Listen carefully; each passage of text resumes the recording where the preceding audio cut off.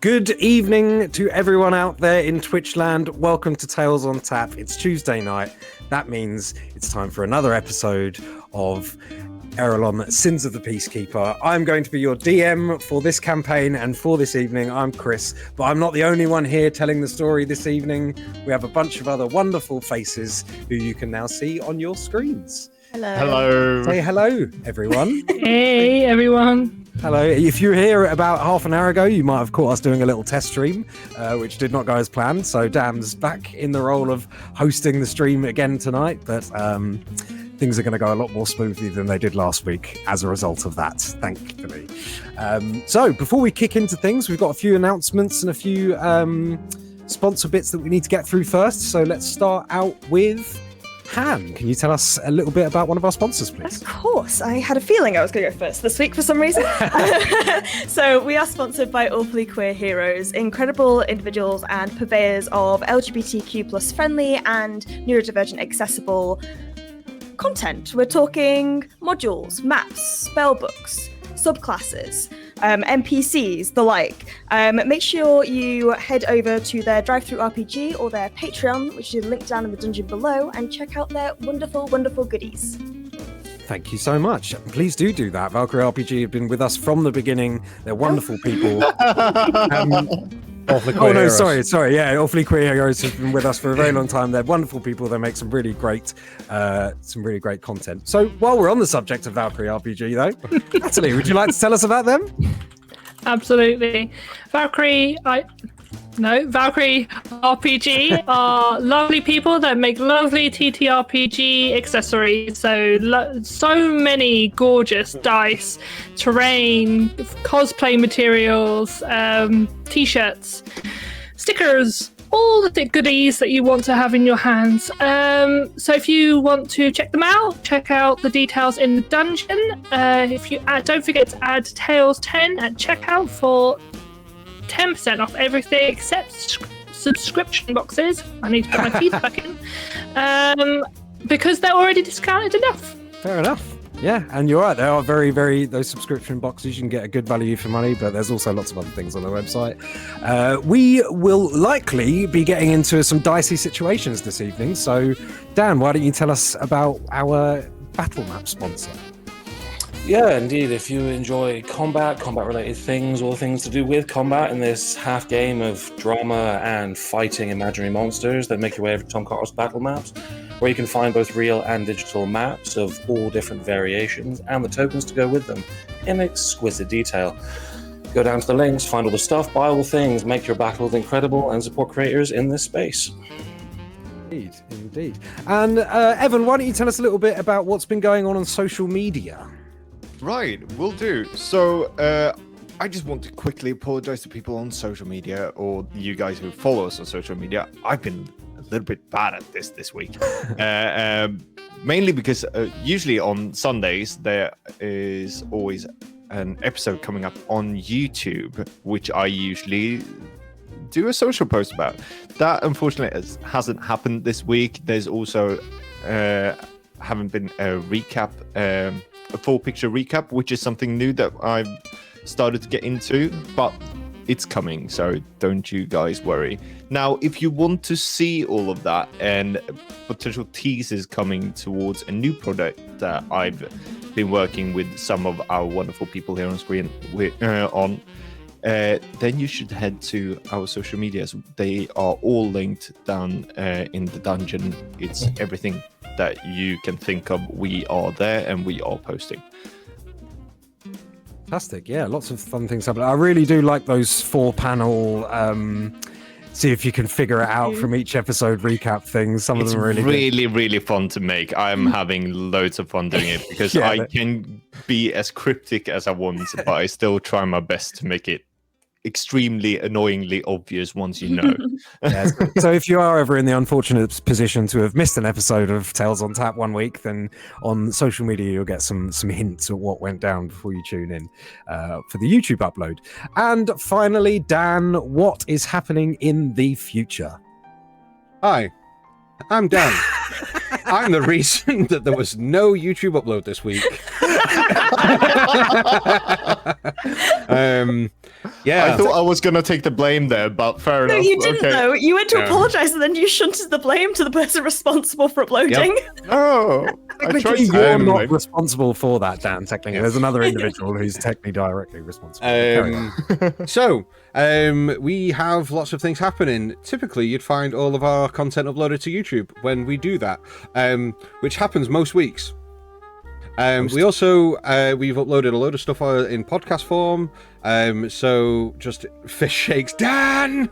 Well, exclamatory. I'm sorry, but we're only human. I know we look perfect and we kind of sound perfect and we play perfect D&D, but we do have flaws. One of them being that I don't have enough time in the day. But we have lots of things happening. We upload to YouTube most weeks. We have lots and lots of our episodes in podcast form. We need to get back onto uploading them, but that'll come in the near future when we learn how to stop time and create more of it. We are very proud to announce that we're going to be doing a live show at a convention in Preston in September. It's the Fantasy and Gaming Convention. You can find all the information you need just by typing that into the search bar in Facebook. If any weird kind of sites come up, you're in the wrong place. So we're doing a live show there. You can come and meet us. We're doing this stall where we're going to be kind of meeting all the people there, and then at 3 o'clock on that day we're going to do a one-off one-shot for a live audience. So if you like watching us play perfect D&D, then come and watch us imperfectly do it on stage, where we are bound to fuck up. Inevitably. Yeah, and we have got, like Evan hinted towards, we have got lots of other content on its way as well. We're kind of trying to do as much as we can and get as much out there for your beautiful faces. So get all over YouTube and Facebook and all those places. You'll find lots of it. Indeed. Well, thank you so much for that, Dan. Lots of exciting things coming up ahead. Do check out that thing in Preston. It's going to be a really fun thing. We'd love to see some of you guys there, so that we're not just playing to a room of complete strangers. There'll be some people there slightly familiar with what we do here at Tales on Tap. So that's pretty much what we've got going on, what our sponsors have got going on. Thank you for listening to those things, but we do have a game of D&D to play. Yeah, we and do. it's going to be an exciting one this week. So sit back, relax, get yourselves the drinks and snacks that you need, because after the intro, we're going to be kicking right into this week's episode of Aerilon, Sins of the PeaceKeeper.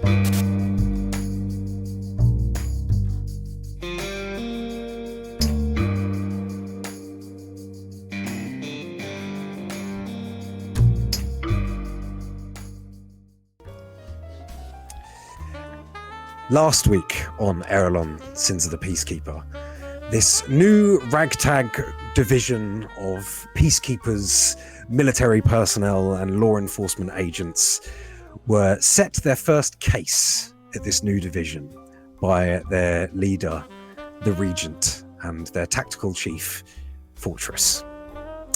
It seems that part of the magical item which they experienced the effects of when they first came together had been stolen from the Obscuratorium, which is the Nullifectus HQ, just that morning. They were tasked with finding out who amongst this group of thieves was in fact a Crown Service undercover agent, the one responsible for foiling the robbery attempt in the first place. They were unable to extract at an opportune moment and remain with this cell of criminals and thieves somewhere in the city. Well, they know where.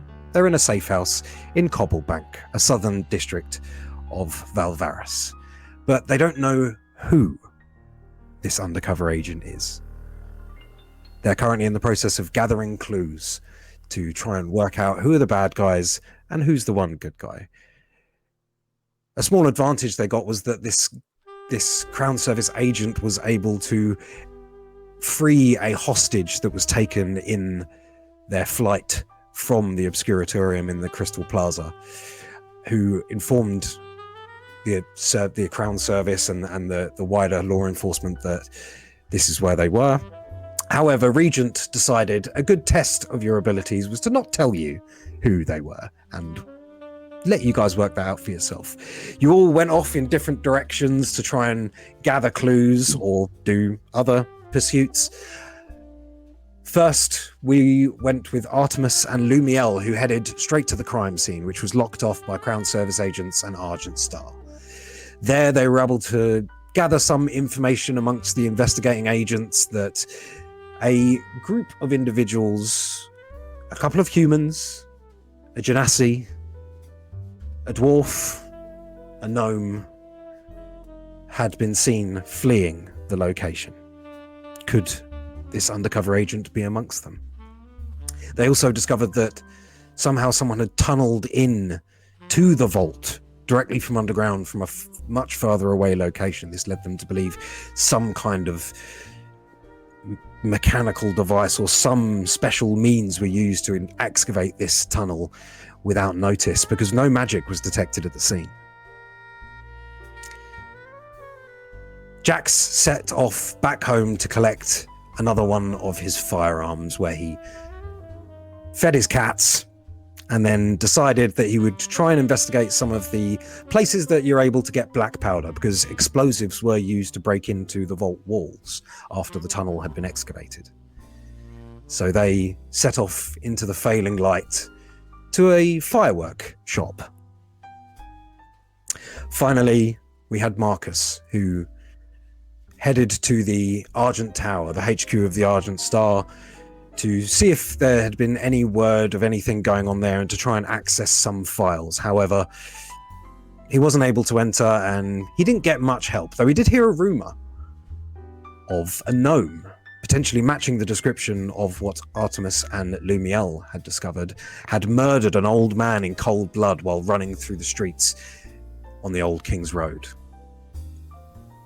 They also discovered that some kind of gang had laid claim or made claim that they were involved as they were running away, shouting out the East Street Vipers, not to be messed with.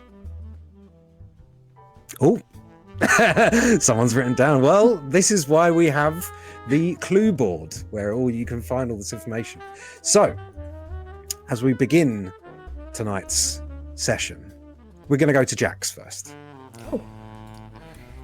Jax, you step down the fire escape of your apartment onto the now bustling streets of the Grand Market, where the night's frivolities and festivities are in full swing.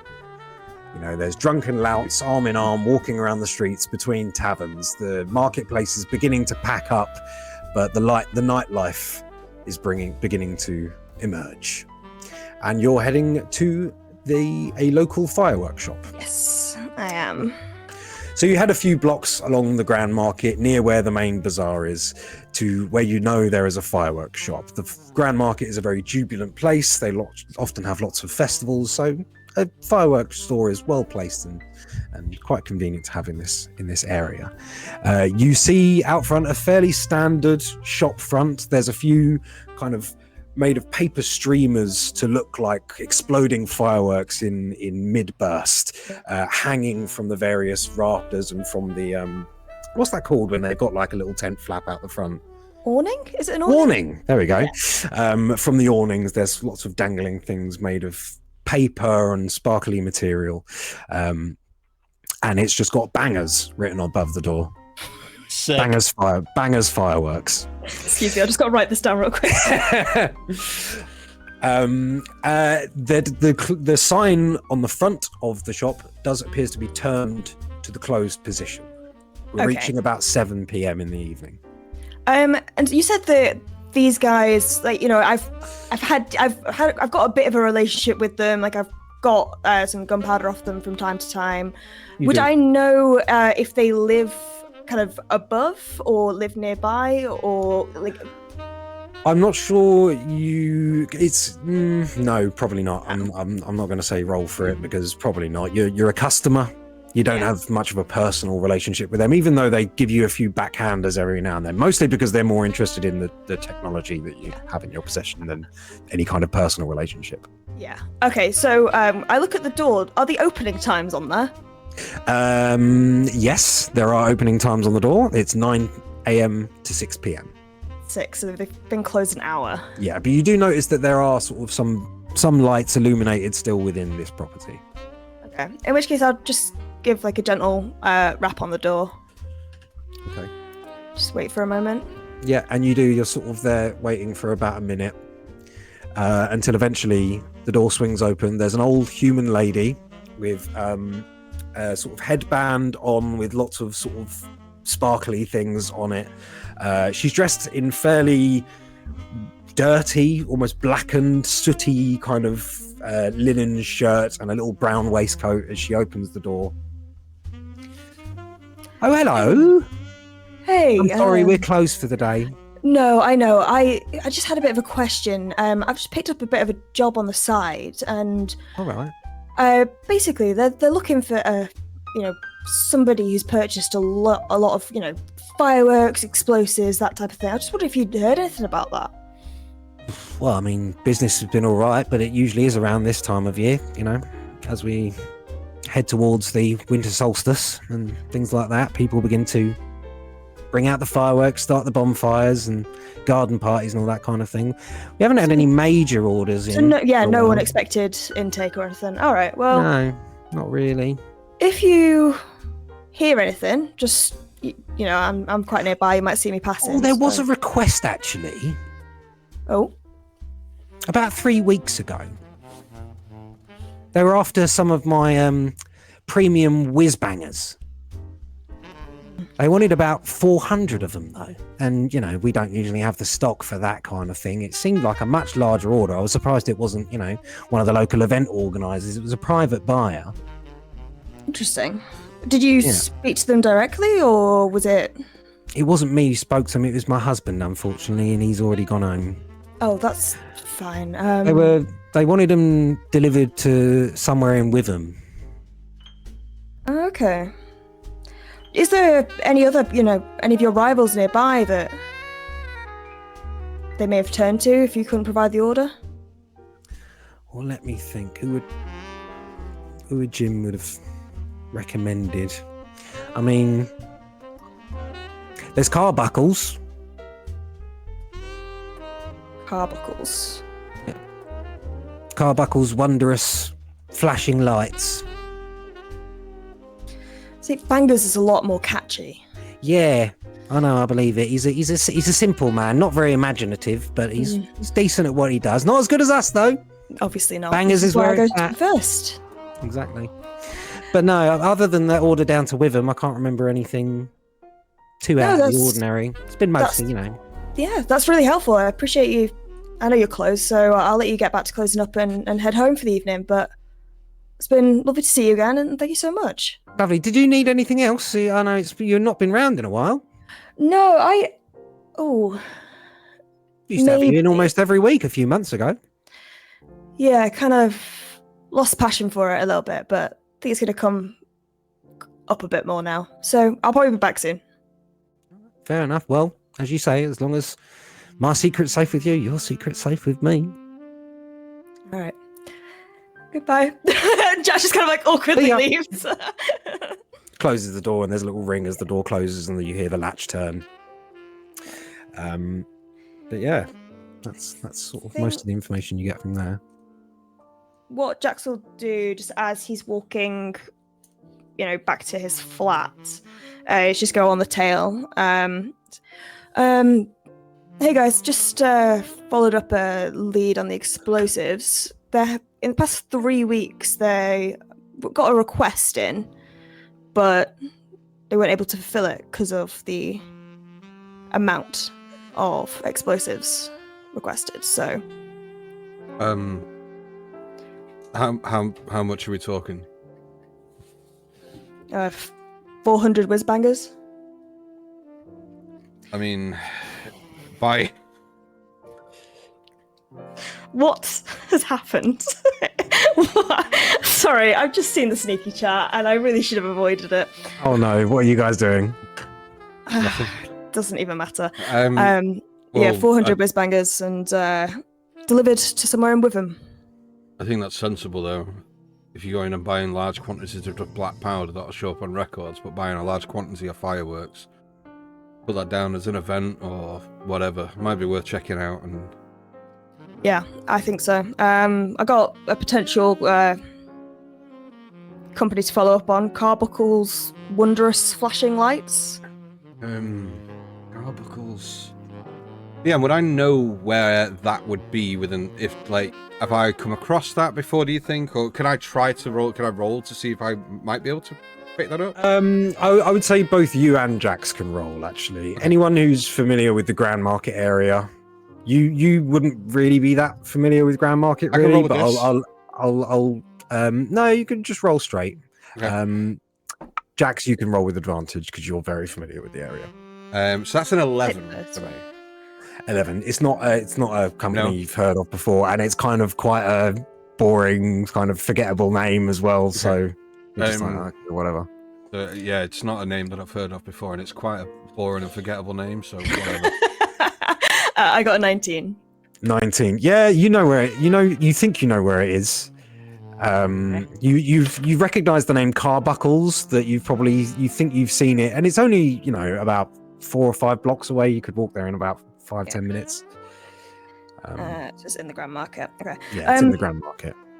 Yeah, it's nearby, but I mean, I'm lucky I even caught them before because they closed an hour ago. I'm wondering if maybe I stop by first thing in the morning before we head into. Yeah. Questions? Yeah, I think let's. I mean, I'm going to try and get back into the office quite early tomorrow. I think it'd be a good idea if we all kind of got back and cross notes and then come up with a plan of attack for the day. Get into the office. Is that not We're what working it office jobs now. is? It's just never. I don't know where we work. I've never seen the place. Is it not an office? It kind of feels like an office when I'm walking around. No, it's like a saloon plus also a classroom plus a load of other stuff. That is the strangest You are taking the piss. description of a. Yeah, I am taking the piss a little bit. I knew exactly where we were. Cool. Well, look, I'll get the coffee on the way in and maybe some stuff for breakfast. What does everyone drink? I'm a latte guy, personally. No, you're not. Arthur is a black coffee, sugar guy if I've ever seen one. I'll grab a flat white. Yeah, sound. Anybody else? Tracks. You just hear milkshake. Not really much with the coffee. Yeah, you don't need caffeine. That's fine. Nope. Add 2 cups of black coffee, please. Cool. Artemis, you coffee kind of guy? Just hot lemon and water, please. It's good for the throat. What's happened to your throat? No, nothing. It's just, it's good for you. Okay. It's an easy morning drink. No one needs that much in the morning. All right. And while we're sharing, we're all good with like muffins and stuff, right? Like nobody's. Is anyone here like gluten free? Because like that's the. I couldn't. Okay, I'm jumping off.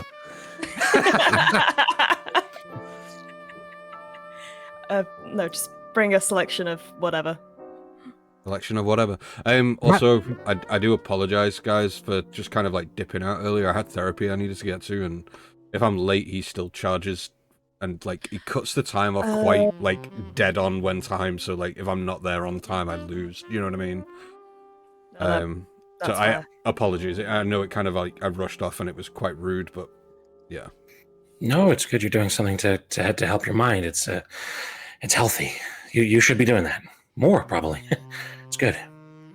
If you need to dip out for therapy during mission, that's fine. You just go. It's okay. Mental health is important. It's I'm going wonderful to dip off now. It's wonderful to hear you all supporting each other. Mine's a matcha latte, please, dear. What the hell is that? Oh, so now we're doing the whole bringing coffee for the boss and work. I'm that so guy. accurate. I just take it for a second to just appreciate that is her coffee order. Did I just become the guy that brings work for his boss, like brings coffee for his boss in the morning? I don't want that job. And muffins. Don't forget you said muffins. You did say muffins. I hate this show. Okay, fine. I'll have a blueberry muffin. What? You guys sort of all agree on your food orders. Artemis and Lumiel, you guys have now made it out of the Crystal Plaza after a bit of an uncomfortable situation towards the end there for Gil. Where are you guys heading? Or are you parting ways for the evening? What time is it? It's around 7 p.m, so it's early evening. Okay, so I'm meeting my friend soon. You can join me if you wish. I did say you would be there. Artemis, sort of realizing that Fortress was on the line, takes the thing out and like pocket somewhere. Like, I don't like that she's listening all the time. If she's there, well, your friend the Floating Head. You're meeting him at the where? Sorry. It's called the Gilded Goblin. It's not far. Do you know if you work for them, right? Or like adjacent to Gilded them? Goblin? No, I mean I've been in there a lot. But... Floating your friends. Well, no, we I worked for the ACR. So they step in when magic is too much. So we recover items that shouldn't be out in public or are given obviously to the wrong people or whatever we were told to do. And some of those items they needed to call in the Nerfactus because they have like anti-magic stuff. But so yeah, we worked with them sometimes, but you know, Yeah, so not all the time. Yeah, and the Obscuratorium was often, if you were dealing in illicit magical goods, the Nullifectus and the Obscuratorium is generally where you would deliver those. So not necessarily always very dangerous magical items, but magical items which are prohibited. Do you think that they're like? Do you know if they're shielded against like telepathy or anything like that, or like mind reading stuff? I'm sure there are some that can do that. I mean, my Alara, I call her Shade. She can't. I mean, I have to connect that. Okay. I have to establish that connection. But I'm sure that. I mean, if we can do it, there's probably people in their department that can. No. What I mean is, do you think I could do it without them knowing? Like, if I just started to like skim her thoughts while you talked, do you think she'd notice? Lubiel, make an Arcana check. Will do. Oh, that was very good. Arcana +3. That is a 22. So you don't know too much about, like, you don't officially know much about the Nullifectors because their practices, especially like their anti-magic and what they're capable of, is not really public information, or how they go about achieving those effects. You know that they are all, let's say, quieted of mind. Something about the sort of procedure or the training that they go through to have this bolstered anti-magic and magic detection ability seems to slow them a little bit and kind of mute their mind and emotions slightly. That doesn't make them less intelligent necessarily, but it kind of slows down and dulls their personality. That's why your friend Alara Voss, you were immediately sort of drawn to her when you first met, because she seemed to be a little bit more sprightly and a little bit more friendly than the common Null Effectus agent, and you being a friendly, sprightly person yourself was immediately drawn to that, and you drummed up a little friendship there. But in terms of whether they're able to block intrusions of magic into their mind and things like that, you think it is very likely, because they almost have a field, a sort of passive field around them which dulls magic. So any magic that attacks them directly, and you have seen in the past where you've been on an operation with Null Effectus agents alongside you, they are able to stop and prevent magic affecting them almost automatically without really putting too much reaction or thought into it. Okay. So you think it's probably very likely that that kind of thing would be prevented, or at least immediately recognized and noticed by Null Effectus agents. And Yeah. your message conversations do not work the same way. You're not prying into their mind. You're sending a simple, harmless message to them. Yeah. I would say probably. They all kind of, know when magic's happening and can stop magic happening. So I would say a good 65 to 70% sure. Well, actually, probably higher than that if you got down to the numbers. But I've never really been great with numbers. All right. Well, should I go to a place where there's people? This is a thing I have to think about. But while you're thinking, it's this way, and I start leading him towards it, just as he's thinking. So you start heading in the direction of Varvaden, so you'll be passing through the Grand Market to get there, which is where you live. Is that where you're both heading? For the time being, yes. Okay, cool. You begin to make your way. If you're getting the Silver Canal, you could probably get there in about 40 minutes, but if you're walking through the evening bustle, it'll probably take you a good hour and a half, 2 hours to walk to Varvaden. So, or you can there's multiple carriages going around the city at all times, which very much work as taxis. I would probably know the quickest way, and I would take it. Not for dallying at this point, because I know I have to also go home. So yeah. So from where you are, sort of in the Grand Market, you'd probably estimate that getting a carriage is probably getting you there quicker. So you hail one down with a whistle. One of these large black carriages with public transport on the side pulls over. There's a guy sitting atop the carriage. He pulls the horses to a stop. Yeah, love, where you going? The Gilded Goblin, please. Gilded Goblin, Varvaden. That's the one. That'll be 5 silver pieces, 2 copper. No problem. And she rummages around in her pocket and hands him the exact amount of money. Oh, he pushes down a lever and the door to the carriage opens. And you both jump in to a relatively modest, the seats are kind of just hard wood. It's not the most comfortable carriage in the world, but it's one of the best ways to get around the city. It whips off and you begin rolling down the cobbled streets of the Grand Market. There's a few points in when you reach the sort of center of the Grand Market where it stops to let crowds of people wander past and stuff like that, because it's a very busy night. And yeah, so you start making your way in that direction. Marcus, you're heading south from the Argent Tower. Where are you going? Well, you said it was about 7, so it's a little bit too early still. So I'd probably I'll see if I'll take a quick swing down Old King's Road.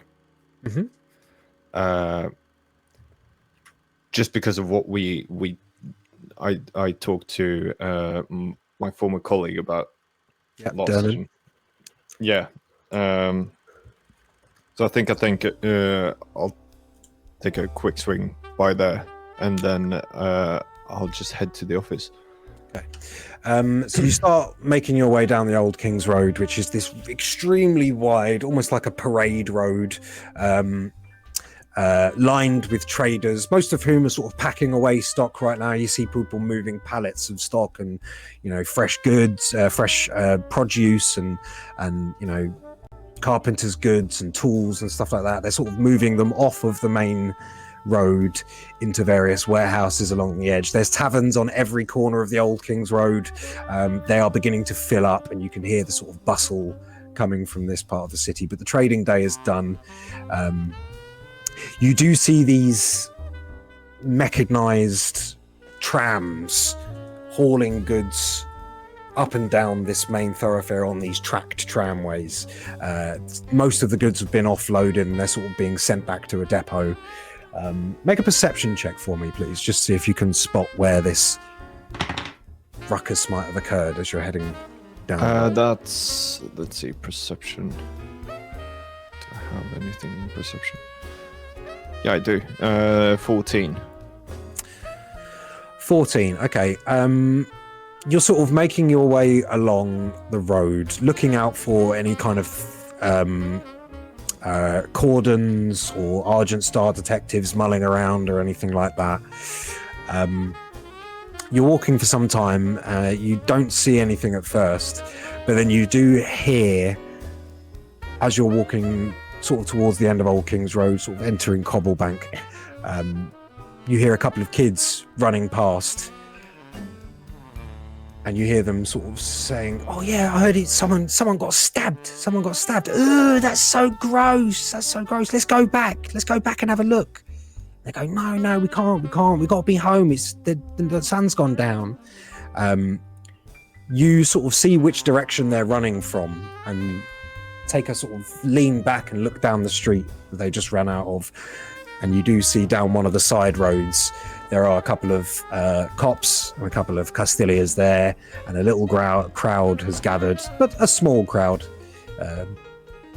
And you sort of determine... Any Argent Star? You're not close enough to pick out anyone in particular. You're mostly just sort of seeing the backs of about maybe 6 or 7 people looking down a street. Okay. And then you really only see Castilias from where you are. I'm just going to move in a little bit closer then. Okay. And are you looking out for any particular, just any Argent Star agents? Or? Yeah, any Argent Star agent. If Durnan's there, then that's obviously just good. But particularly him, but just anyone in particular that I recognize or that might recognize me. Sure, make a perception check for me, please. That's another 14. Okay, another 14 is not bad. You sort of begin peering over the crowd to see if you can make anything out. You do see a couple of Argent Star detectives, thankfully none you recognize, given this is much further away from your usual jurisdiction. Eventually, after a few minutes, you do see Durnan make his way out of a small side alley and sort of talk to a couple of the other Argent Star detectives. And begin to make his way towards you to walk out of. And this place is cordoned off. There is police crime scene tape pretty much blocking the whole street. I'm just going to pop the badge on me and get it to activate to Argent Star again and approach. And you see him sort of say something to one of the Castilias and he lets him out, moves the tape, and you see him sort of go under it. Just going to do a small whistle because I can't whistle, but Marcus can. Soulborn. You're right, Durnan. It's quite a mess, yeah. Well, yeah. I mean, poor old fucker. Yeah. Never saw it coming. Did you want to get a pair of eyes on the situation, or? I mean, if I could, yeah, that would be perfect. You told me to come back if I had any information. Oh, you've got something that might be useful. I don't know if it is, but I've heard from the others that apparently the same people that we are looking for, one of them is a gnome, and you said that there was a gnome. Someone had spotted a gnome. That's what I heard. Yeah, I've just been talking to the old man's grandson. Make a persuasion check for me, please. All right.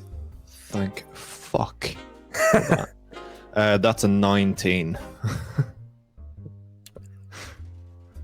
Yeah, all right. Why not? Extra set of eyes and an extra brain can't hurt. Cheers, bud. Come on. I'll take you back in.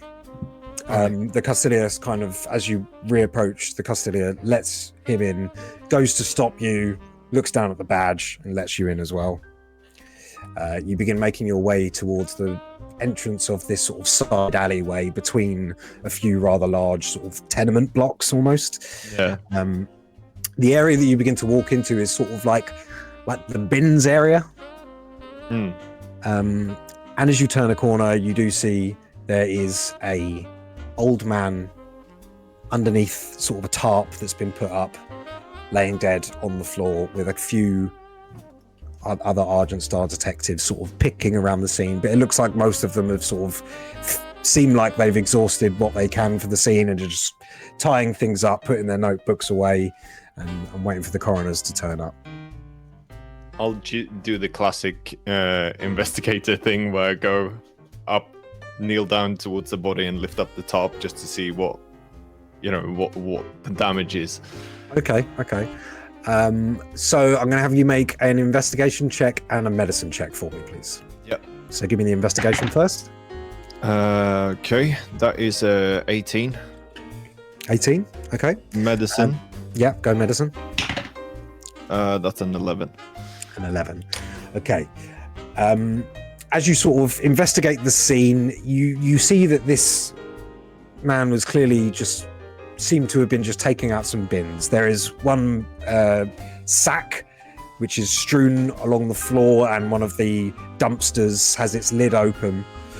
But there's nothing to suggest that this man would get into a confrontation with anyone on purpose, or what are you guys giggling about now? It's so distracting. I don't know how you did this, Dan. Dan is the one causing the problem. All right.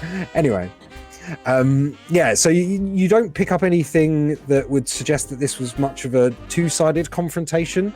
The man is not armed or anything like that. He does not appear to have any valuables on him, apart from kind of a wrist bracelet which he still has on him, which appears to be the only thing of value that this man possesses on his person at this time. Intact. It's intact. It's still on him. Medicine check, you do notice a very large stab wound to the gut. It's quite clean. It's not a massive blade, and it's a single piercing stab wound. But you're not really able to determine much more than that in terms of the weapon used or anything like that. Okay. Senseless violence, it looks like.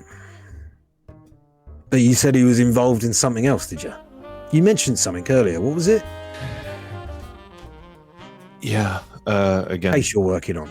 Yeah. It's a failed attempt at a robbery at the observatorium. Oh, really? Yeah.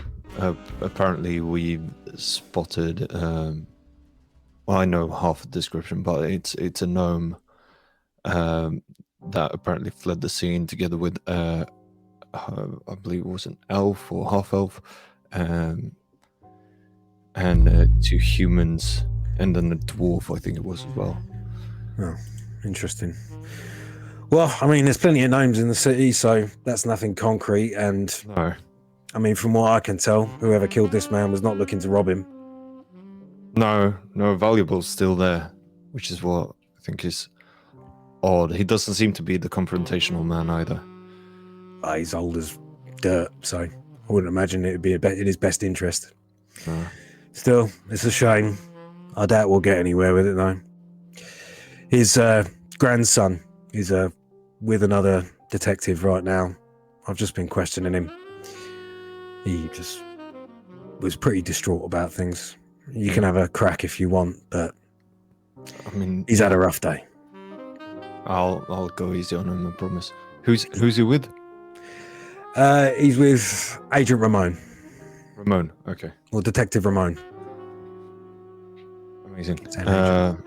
Yeah, I'll see if I can.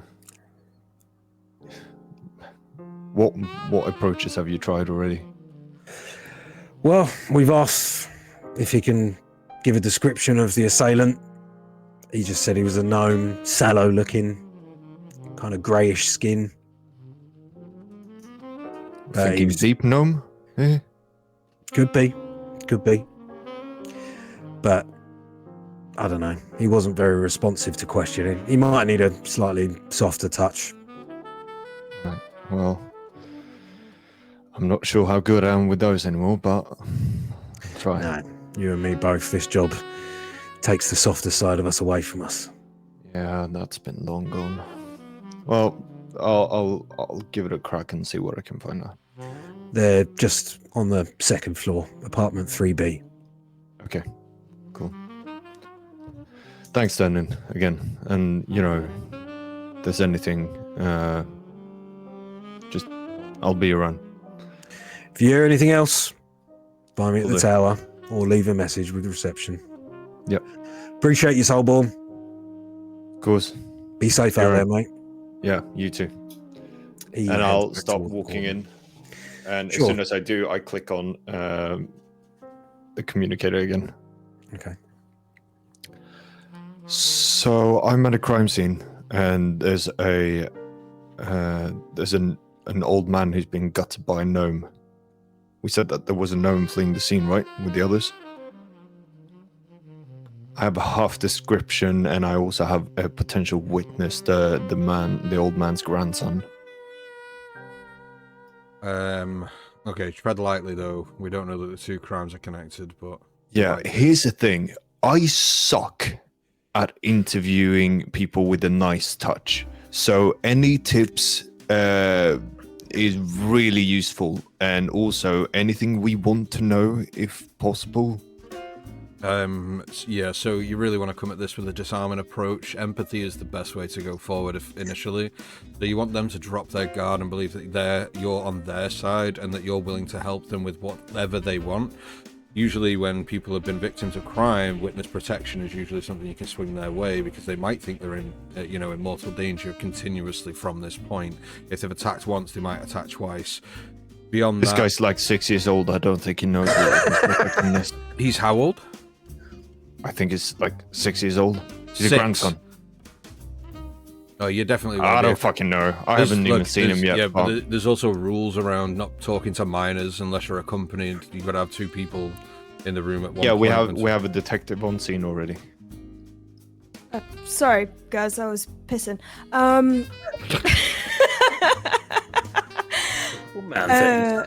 Just You use I both think- hands for that? I thought it was a bit uncouth, to be honest. You could probably hear me pissing. Anyway. Right. Can you... Well, first of all, just be calm, I guess. It's Right. a child. Just Yeah. pretend it's like a younger version of you. Yep. And don't point out the obvious. Like, don't be like, oh, so your grandfather's dead. Did you see what happened? How gory and graphic was it? Let's try and lean away from those questions. Maybe ask, I mean, I don't know, you said he was about 6. Like, whether he saw if the gnome had any friends with him. Yeah. Right. Also, don't mention his parents. They might not be around. You don't know, add further trauma to trauma. True. Very good point. I would definitely do that otherwise. Yeah. Right. Anything else we need to know? Just kind of going a little bit informal at first, Hey, man, what do you want to be when you grow up? Anyway, so your grandfather's death. Right. Informal to grandfather's died. No. That was sarcasm, man. Read the room. Just play it light. A child. Just try to get an idea of if you saw anyone else and Marcus is striking down his notes. Informal to grandfather's dead because I'm striking down my note. just maybe ask if you know, how his granddad was thought by the community, if there's any reason this had happened. You know, just try and be subtle about it, though. If he's just a random bystander, then... That's what he looks like. He's old as dust, this dude. He's literally just took out the garbage from what I can see. He doesn't seem to be the one to be confrontational. Okay. Just to clarify, nobody can, like, there's no one around you, right? Like, these aren't telepathic. You're talking about all this out loud. I'm aware. Okay, good. Do we know his name?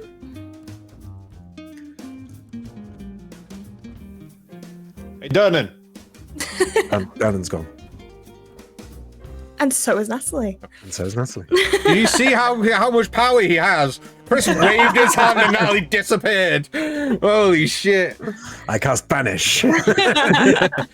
Look, man, just go light. Remind him that you're the good guys. Try not to get into too much detail. Also, my thinking is, if this guy truly is just a random bystander who happened to be in the wrong place at the wrong time, there's something about that place that might be of interest. Right. Good luck. Have faith in yourself. You got this. Don't fuck it up. No, I don't. Alright, and I'll gather up my notes, look through them, and go, okay.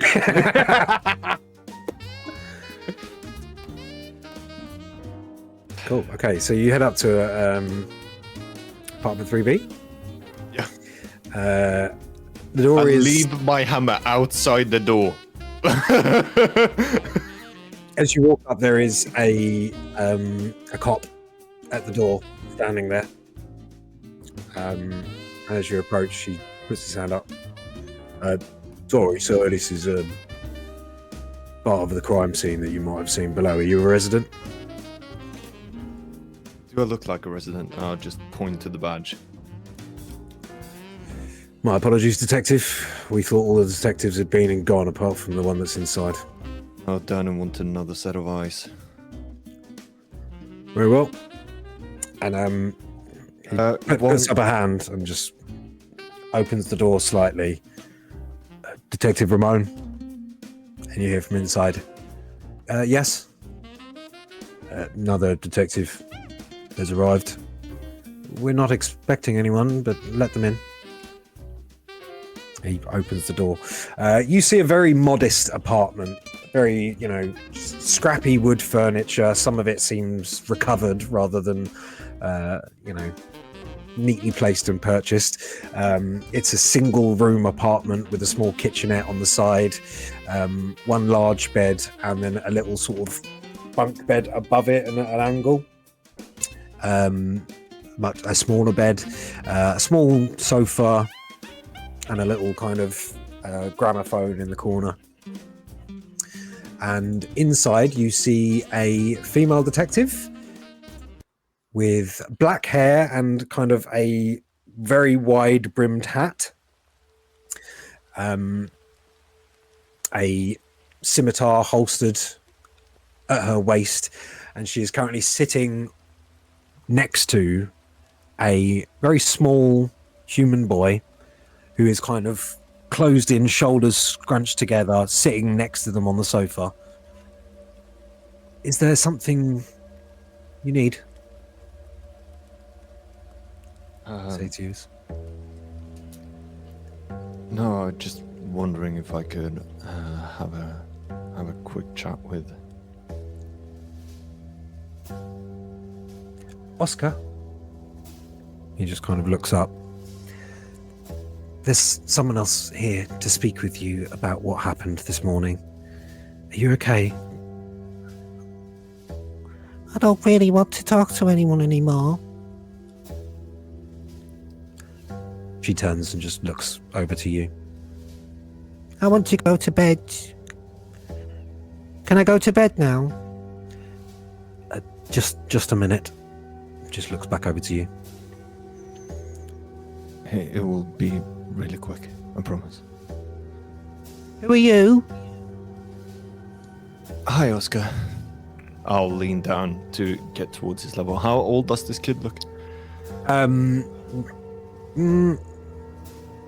Insight check, please. That's a nat 20 for 23. He looks about 7 years and 3 months old. And he also seems shaken, a little bit disconnected. His blinking is very sparse. His eyes are just kind of fixated. He looks up at you a couple of times. He scans over your kind of jacket and stuff like that, your hunter's jacket, and kind of looks at some of your armaments and stuff like that for a little bit, distracted, but then he meets your gaze eye to eye for no more than half a second before his eyes shoot back down to the floorboards. Hi, Oscar. I'm Marcus. Hello. Nice to meet you. It's nice to meet you too, I think. Oh, Are you you're here very to- polite, Oscar. Are you here to bring back Papa?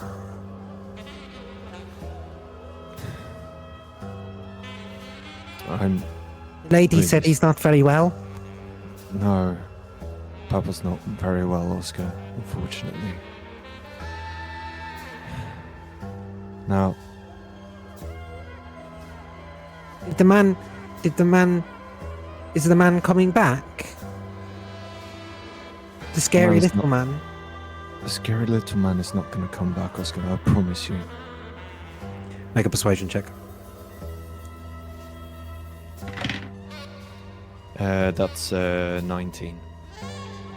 You do see his kind of...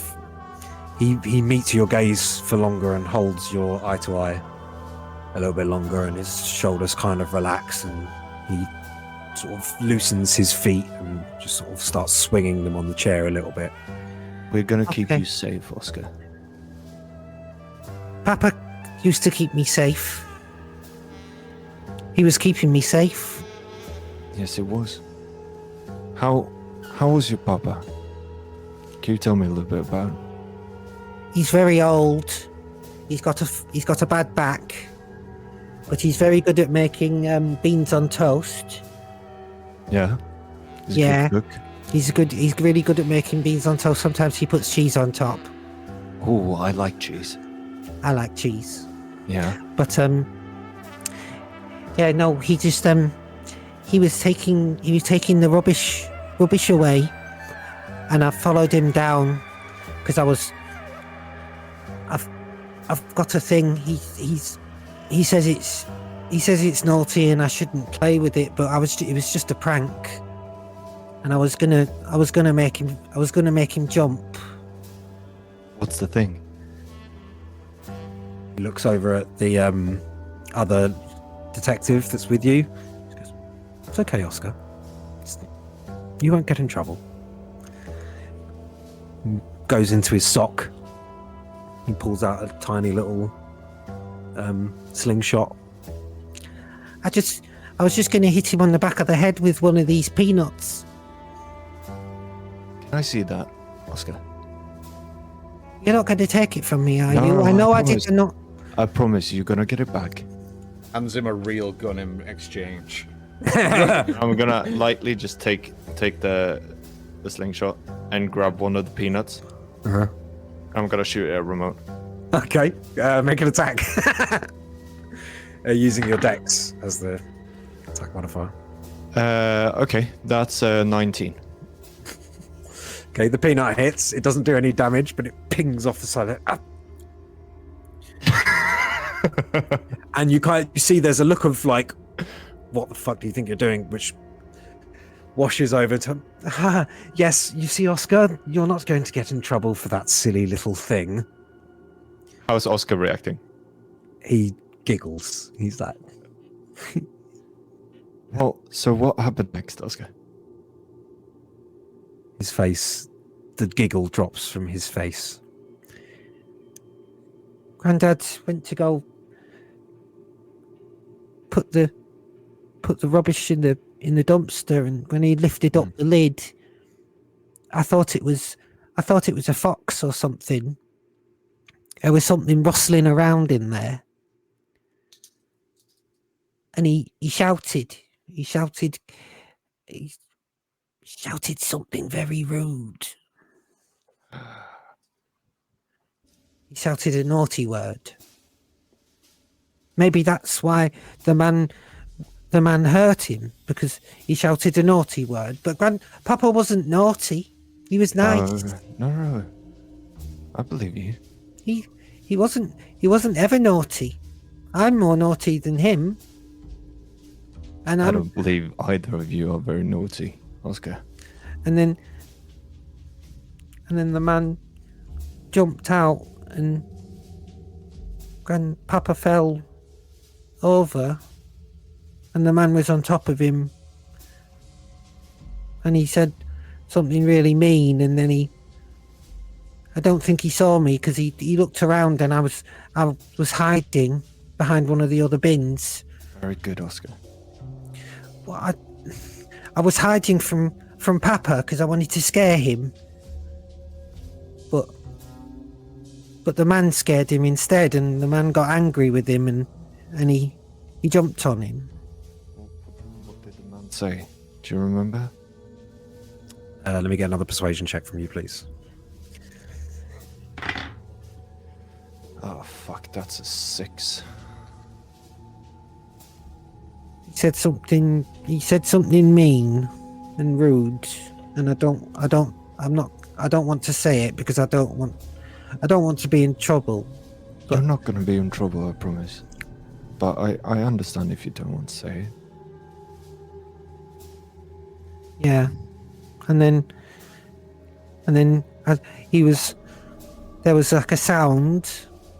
There was like a weird sound, and then he just got up and ran away. But Papa wasn't moving anymore.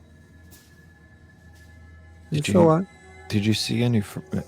Did this little man have any friends with him?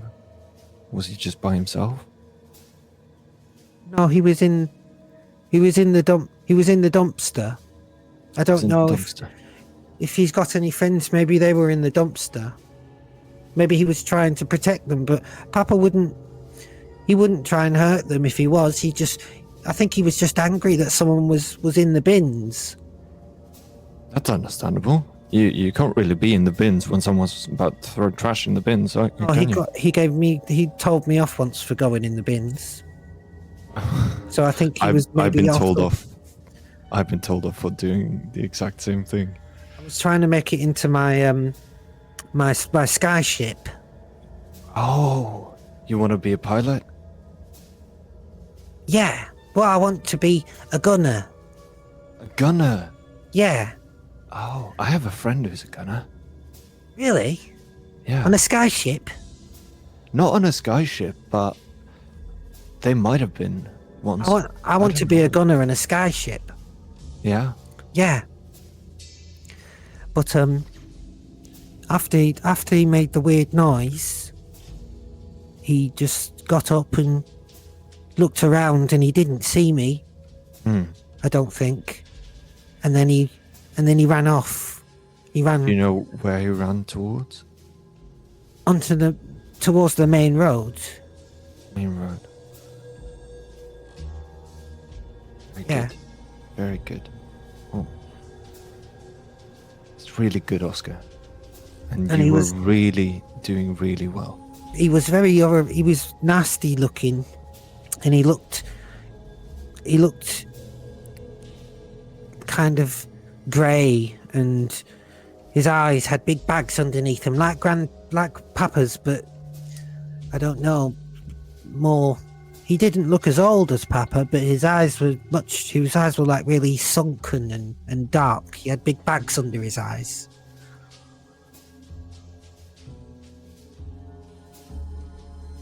Would you say that he was maybe my age? How old are you? Age?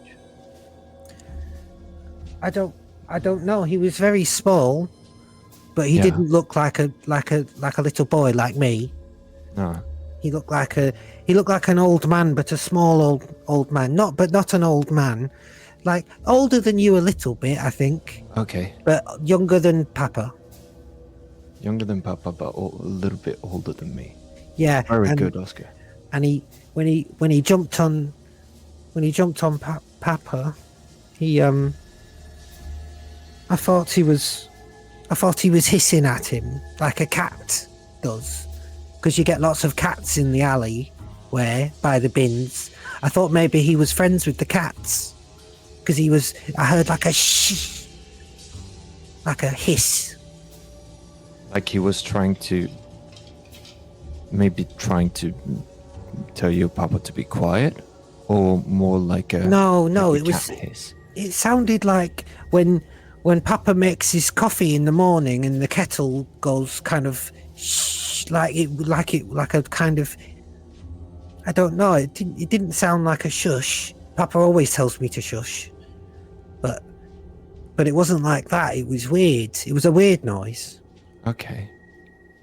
Is there anything else you remember? Or it's like when Granddad's making my sausages and they're like sizzling in the pan. Oh, yeah. Like that. Okay. Because sometimes he makes me sausages with my beans on toast. Does he cut up the sausages? And Yeah, put he it cuts on them the up. He cuts them up into little bits and he puts them in the beans. Oh, I love that. It's really nice. But he didn't have any sausages. Papa didn't have any sausages either. So I don't think it was sausages. No, must have been something else. No, we don't throw sausages away. No, we don't throw sausages away. Why would we do that? But yeah, and then he ran away. And you promise he's not coming back? The gnome's not going to come back, no. I hope he doesn't. He was scary looking. We're going to make sure that he's not coming back for a very, very, very long time. How long? He's not going to come back at all. How about that?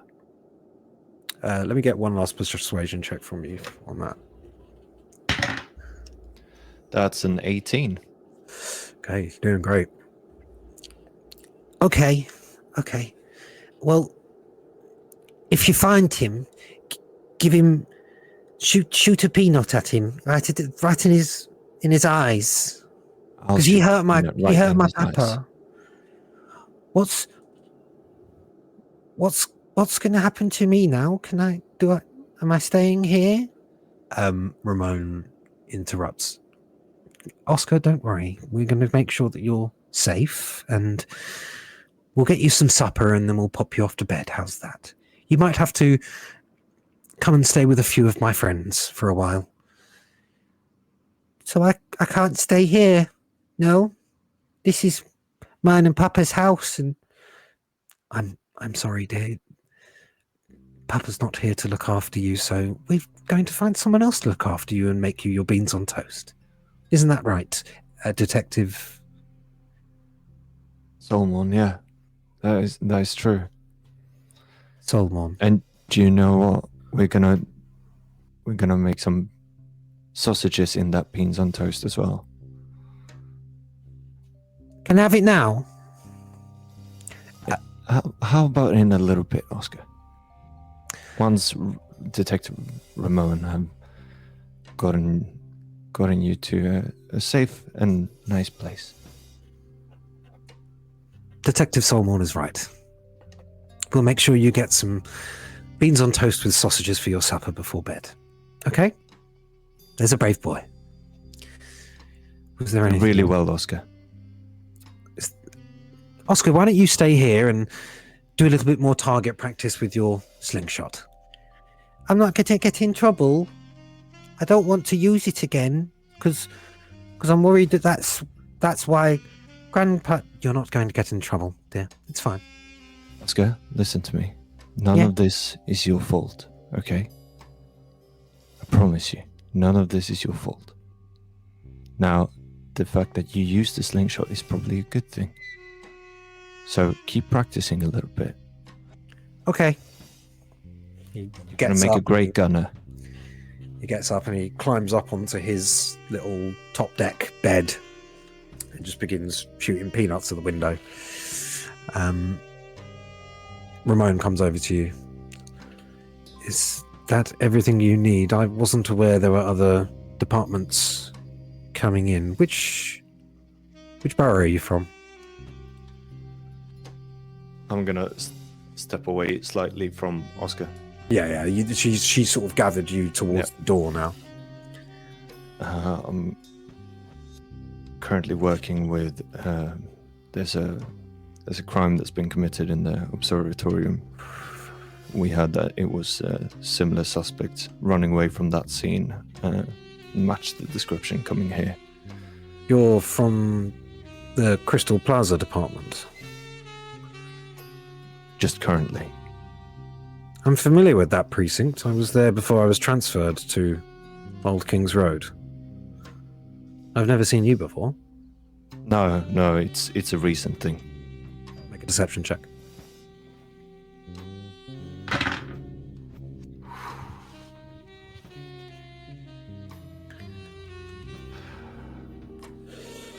Deception. Where is deception? God, I'm freaking out. That's -1. 17. 17.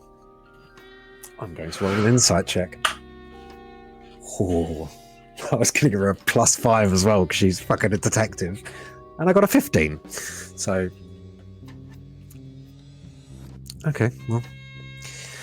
Tell Landry I said hello. He'll know who I am.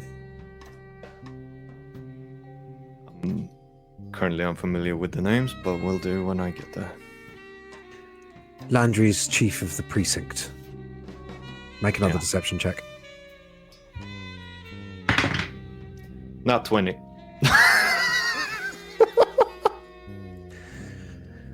Don't worry, I know how it can be with transfers around this city.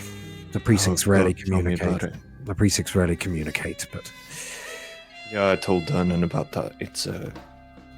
It's currently a shit show everywhere. you know Dernan then? Slightly. What's he like? He's a bit of a misogynist asshole from what I've experienced from him, but That's putting it lightly. And I smile. great. I've got that to look forward to then. Oh, don't worry. If he steps out of line, give him a smack, he'll step right back in. Duly noted. Don't tell him that I told you that.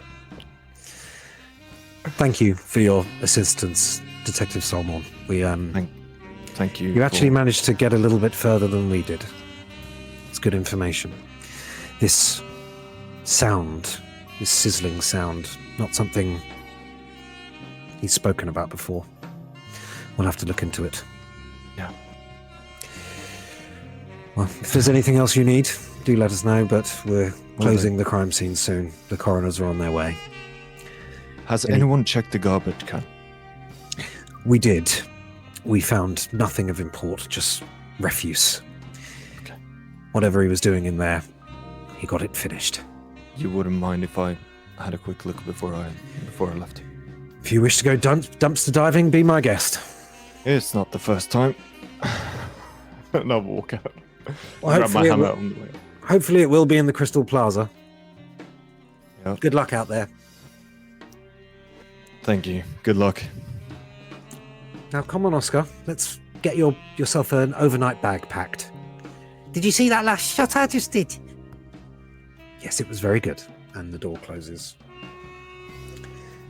You head back out to the yeah. alleyway. I'll quickly go and check in the dumpster. And I just want to check for any markings on the inside of the dumpster, like if there's any message or cipher, or if there's anything left on the ground. And I also want to lift the dumpster up. Okay. As you get out into the alleyway, you see that a couple more people have arrived. One of them is wearing a very long white coat. The other one is dressed in a breastplate and has a holy symbol around their neck. And they appear to be tending to and getting prepared to move the body. All right. As you come out, they say, "Oh, we were told you were done here. Is there anything else you need? Or are we okay to do our jobs?" you're okay to move the body, that's completely fine. If you spot anything that might seem of importance, just let me know. I'm just gonna go in and check the dumpsters here. I'll be out of your hair after that. Fair enough. They begin moving the body onto... Oh, one more thing. Could you check the wound? I just talked to the witness and he was talking about a sizzling sound. The guy in the long white sort of coat looks over at the person with the breastplate and the holy symbol, and they go, sizzling sound. Yeah, like sausages in a frying pan or like a cat hissing. Sure, I mean, we usually do our checks and autopsies back at the lab, but I can have a look. Yeah, sure, if it helps. They begin inspecting the corpse. You head over to the dumpster, you start looking around inside, make me an investigation check. Will do. Fuck. That's a 6 plus 9, so 15. 15's not bad. 15's not bad. You begin rummaging around. It's mostly sort of cloth sacks, most of which are sort of getting a bit of a gooey stain at the bottom of them and stuff like that. There's no plastic black bin bags in this world, so they use cloth sacks. And yeah, you rummage around the bins for a little while. You don't find anything other than just refuse and bin juice, really. And by the time you sort of start getting down into the pits of it, you're starting to think, yeah, you're not finding anything here. This is just a dumpster, essentially. Okay. You look on the walls of the dumpster to see if there's any markings. You're not able to pick anything out that you recognize. There's a few scratches which you think might be made by like raccoons or foxes or something like that along the rim of the lid. And you said you were going to pick the dumpster up. This is a dumpster. This is like not a wheelie bin. This is a dumpster. I'm aware. Okay. So let me get an athletics check from you, please. Right, 23. 23. Okay. What's your carry capacity? What's your like lift push capacity? Oh, what is it? I think it's 10 times the strength modifier or something? Something along those lines, yeah. I think it does say it somewhere on your character sheet, I believe. Is it proficiencies? No. What is it? Features? I have no idea where it would be, to be honest. I just remember reading it on one of my character sheets once. Your strength. Yeah, so if you go on inventory and then on the weight carried bit and you click on it, there it is. It says your carrying capacity. Okay, so I can lift 510 pounds. It's a pretty solid weight to lift, to be fair. And with a 23, you are able to sort of get underneath, and there's this as you begin lifting up this. Out of interest, dumpster. How many people are still looking? So there's the two people who had just arrived to attend to the body, and there is still a custodian sort of waiting at the edge of the alleyway, or this sort of little enclave in the alleyway. They do take notice, and they kind of stop what they're doing for a little bit. And as you sort of go to, because you're only able to lift it up to about waist height, because it's a full dumpster as well. It's not like a empty dumpster. And as you sort of, are you trying to peer underneath it, or what are you doing? Yeah, exactly. If I can lift it up to waist height, I'm basically gonna put, how you put your knees into to sort of wedge it on your hips, essentially. Yeah, okay, so you start to do that, and you begin to try and sort of maneuver your way underneath to have a look, but it's a bit of an awkward thing. You sort of turn to see if any of these other people in the alleyway can help you hold this thing up. Yeah. So that you can get a look underneath it, and they're all just staring at you, kind of puzzled, and like looking at your, athletic, it's not that heavy. Massive physique. Do you need a hand with that or anything? The custodian says. I mean, yeah, that would be really good. Either if you can just hold it like this, or if you can peer underneath. You could probably hold it like this. Come here. I appreciate your. Yeah, I mean, yeah, of course I can. No worries. He steps over. He braces to take the weight off you, and as soon as he does, and it goes down about a foot. And he goes, quick! I'll have a quick check. Okay, So this is just going to be a quick check. It's going to be perception. Yeah. That is 16 plus, what's my perception again? Plus 3? Yeah. So 19. 19. It's a very Valkyrie brief dice, guys, by the way.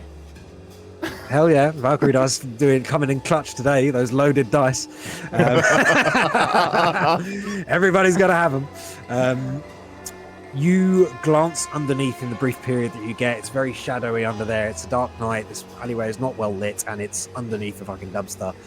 You aren't able to make out much. There's no like passages or anything like that you might think might be there. But you do see kind of tucked just at the sort of edge, so more visible than further back. There is a leather bag. I'll yoink that. Okay. You yoink the leather bag out. It's just like a kind of drawstring, like large pouch kind of thing. But that's your overflight. It is empty. And then the Castilian drops the dumpster with a massive loud crash. The two investigating the body like sort of turn to taking this in. It's like, are you guys done? Yeah. Cool. We need peace. This is very delicate work. I think I found something. The right breastplate. Yes. Yes, the stab mark. It appears to have some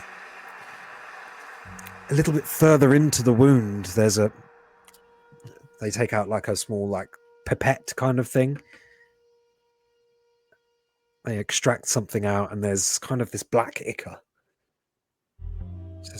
The edges of the wound at the top where the blade would be. There appears to be some singeing. They look almost like acid burns of some kind. But strange, not like any acid I've ever seen. Very precise. I mean, and they hold their holy symbol and cast over it. Oh, this is not good. This is dark magic. Whatever blade was used to make this wound was cursed, or perhaps enchanted in some nasty way. I'll take out one of my vials from my bag, one of the empty ones. Just go, if you wouldn't mind carefully dropping it. I mean, you can pick some up from the lab later. We'll have to tag this sample. We can't just give them out to detectives. They need to be properly catalogued. Yeah, of course, but we also need this at the other department. And which department is that? It's the third time I'm telling this. There was a crime at the observatorium. Robbery gone wrong. Heard something about that. You're from Crown description Plaza? of the description of the man is matching the gnome that seems to have been the perpetrator in this crime. Very well. I know what these departments are like. Barely ever communicate, but I did hear something about this from a friend. Very well. If this is connected, I'm sure it will be helpful for all of us. Yeah. They hand over the pipette to you. We'll make a new extraction once we get them back to the morgue. Thank you. Now, let's make sure we nail this guy. If he's having a cursed blade of some kind, we don't want him on the street. That's your job. Good luck with it. Thank you. They go back to beginning to preparing the... And I'm getting the fuck out of there. Okay, cool. You do. You head out, back past the cordon, and off into the night. Lumiel and Artemis.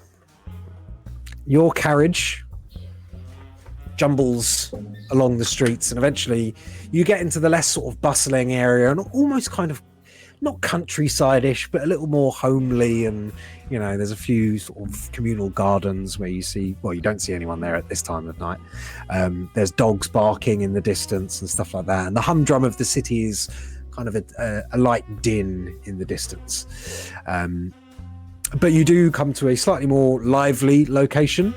You come to the Gilded Goblin, which is very much a sort of country pub, Tudor-looking frontage, kind of slightly crooked. The top floor is much larger than the bottom floor, so it almost looks like a, like it's got almost like it's got a hat on almost. Thatched roof, and a sign outside with a goblin playing a flute with gold shoes on. And there appears to be some fiddle music playing within. Well, thank you very much, she says to the driver. Yeah. Right, As soon as you get out, you whoosh, and the carriage takes off the moment your foot leaves the step. Which part of the city are we in now? You're in Varvaden, which is the northeasternmost part of the city. It's known to be a slightly more rural area of the sort of major city. It's where a lot of the servants and service workers who work in Highcrest tend to live, which is sort of very much the upmarket area of the city, the posh bit. Is this close to Cobblestone, just out of curiosity? No, you're almost pretty much at the opposite end of the city. Cobblebank is the southern part of the inner city, and Varvaden is the northeastern part of the inner city. Okay. I do have a map of the city for you guys at home. I do have a map of this, but it's currently drawn in MS Paint. I'm working on a better version of the city map, but it's not quite there yet. So you guys will have a much better idea of the structure of the city soon. Don't worry. But yes, Varvaden is northeast, so you're quite far away from Cobblebank right now. Why are we... Okay, we're very far away from where I live. This isn't good. I forgot how far away this is. Oh, I'm sorry. This is just where I normally... I live with one of the barmaids here, so I don't live here. I live with one of the barmaids that work here, we're... Oh, the Feywild got her. Oh no, I'm alone. Oh dear. Lumiel just sort of explains, you'll love it. I've got a friend who works here, and just walks in. Hello? Yeah, we've partially got Oh. Natalie here right now. Some connection issues. We'll have her back shortly. The problem is this is her NPC. I don't know who this is. Yeah, it's fine. It's In my fine. life, I don't know who I'm talking to. It's fine. Well, hello. Hello. You there? Oh. Do we have a Natalie? Natalie coming in? She's having connection issues, mate. Okay, fair enough. We'll roll with it. Lumiel flutters in through the door. You're left sort of standing slightly awkwardly outside as the drizzle continues to sort of pour on your shoulders, beginning to sort of wet your frizzy hair a little bit. It stands on your hair like little beads, and you're getting a little bit damp at this point. Hold on, say something. Hello? Me? Hello. No, Natalie, she's there. Hi. I can't see her. Well, back now. Let's crack Hey. on then.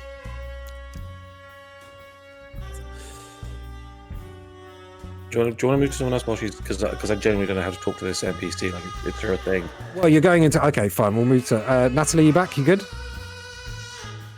Yeah, I don't think I can hear everyone. I can hear you, and I can hear That'll do for Evan. now. So you flutter into the Gilded Goblin, and you see the familiar, bustling, homely little tavern with, a few familiar faces hanging around. You do see towards the bar, just bringing out a tray of drinks. You see your friend Ali. They do not notice you initially, but as you sort of come in and make your presence known, they see out the corner of your eyes the flutter of your sort of candescent, pearlescent wings. They turn. Lumi! Where the fuck have you been? I apologize. It's been a while. You're telling me it's been a while? You've been away for almost a week. Yeah, I got into some trouble. Oh, for goodness sake, love. What have you done now? probably best we don't get into all that. I mean, I've got the money to pay your rent, though. As long as I'm still okay to stay. You know I'm not going to kick you out in your arse. Now come on, have a drink. You can tell me all about it. But we're busy tonight, so make it quick. Oh, I'm actually waiting for someone. The redhead that I normally come in with. Have you seen her about? Oh, you're talking about that kind of weird one? Yes. She's over there in the corner. You look over in the corner. Ilaravos is staring, unblinking, smiling at you from the corner, facing directly at you in her chair. Okay. I'm still having connection issues. Okay, so I go over and down. I can't hear or see Dan, so I don't know if we're gonna he's move doing. over then, just until you manage to sort out these connection issues. Jax, what's your plan? Jax kind of initially was gonna just head back to his flat. Okay. But then I think the sounds of the nightlife kind of catches attention a little more, and he just kind of goes, "I'm gonna sign off for the night. I'll be with you guys first thing. Last chance. I'll see you guys there." And without waiting for anyone to respond, just takes the piece off and goes to, I'm gonna make up a name, Well, then. the ballroom. The ballroom. We like that. So the ballroom is a fairly well-established sort of bar, not quite nightclub. It's more of like quite a trendy bar. There's occasional live music and stuff like that, and dancing. On a weeknight, though, it's generally just a bar with quiet music and people socializing. You head over there, and it's quite opulently decorated. And you step in. There's a slew of different people. Mostly sort of young adults in there, having shots and drinks and stuff like that, and engaging in quiet conversation. What are you doing? I am going to the bar, and I'm gonna take advantage of their 2-for-1 Tuesday on cocktails. Oh yeah. A classic at the ballroom, which you've been known to peruse and exploit quite often. You sit down at the bar. The barkeeper is a what could be fun? She's a female halfling, quite busty, in a little cocktail dress, and she sort of swans by. Hello again. Hey. Okay. Favorite cocktail for today? Based on the vibes, what are you thinking? Because I'll have two of them. Based on the vibes, I'd go with a moon brew spritz. I'll take two. The moon is looking lovely tonight. And so are your eyes. Oh, you. No, I'll grab two of those, please. Two, coming right up. Thanks. Begins to do all the flares and stuff like that. The bottles are a little bit smaller to suit their hands. They're sort of almost chucking entire bottles of things into these shakers. And eventually you get served a sort of blue, milky looking kind of cocktail with a little umbrella and a little sparkler in it. And a small wedge of apple on the side. There you go. Beautiful work. That's all I do. I know it is. I'm gonna have a little skim over the crowd just to see who. I know it's obviously a weekday night, just to see if there's any interesting looking people about. Give us a perception check, please. Okay. Oh yes, I can see in this campaign 21. You scan around the bar, and there's no one you really recognize at first. It's just normal sort of nightlife going people. Some people are dressed in like work clothes. You see some people dressed in suits, other people dressed sort of more for going out. And as your eyes scan across, you do notice from one table which has about 6 people on it, one of them, a young half-elven man, is looking over at you, and you recognise him loosely. Right. Not sure where from. I think just kind of like raising an eyebrow and just taking a sip of the cocktail, just kind of slowly moves eyes away, kind of knowing what that subtle remembering but not quite is all about, and just kind of begins to continue to scan over the room. Yeah, but other than that, there's no one too familiar with you. I'll be 5 silver, please. Of course. Do you want to start a tab? No, not tonight. I've got to get up for work quite early tomorrow, so should probably take it easy. Just the 2 tonight, then, eh? Or can I convince you to have a few more? It's you. You can always convince me to have a few more. I was about to say, that was a rhetorical question. What was your name again? Jax. Jax. Well, Yeah. let me know if you need anything. No, I appreciate it. And your name was Cindella. Cindella. How could I possibly have forgotten that? Cindella. Writes it down. Pulls out his notebook. Cindella goes off to continue manning the bar. Are you just going to sit for a few drinks then, yeah? Yeah, I think so. And I think after probably towards the end of the second cocktail, Jax kind of clocks the eye of that man again, raises his eyebrow, and then goes to the bathroom. Okay, cool. Fair enough. You head to the bathroom.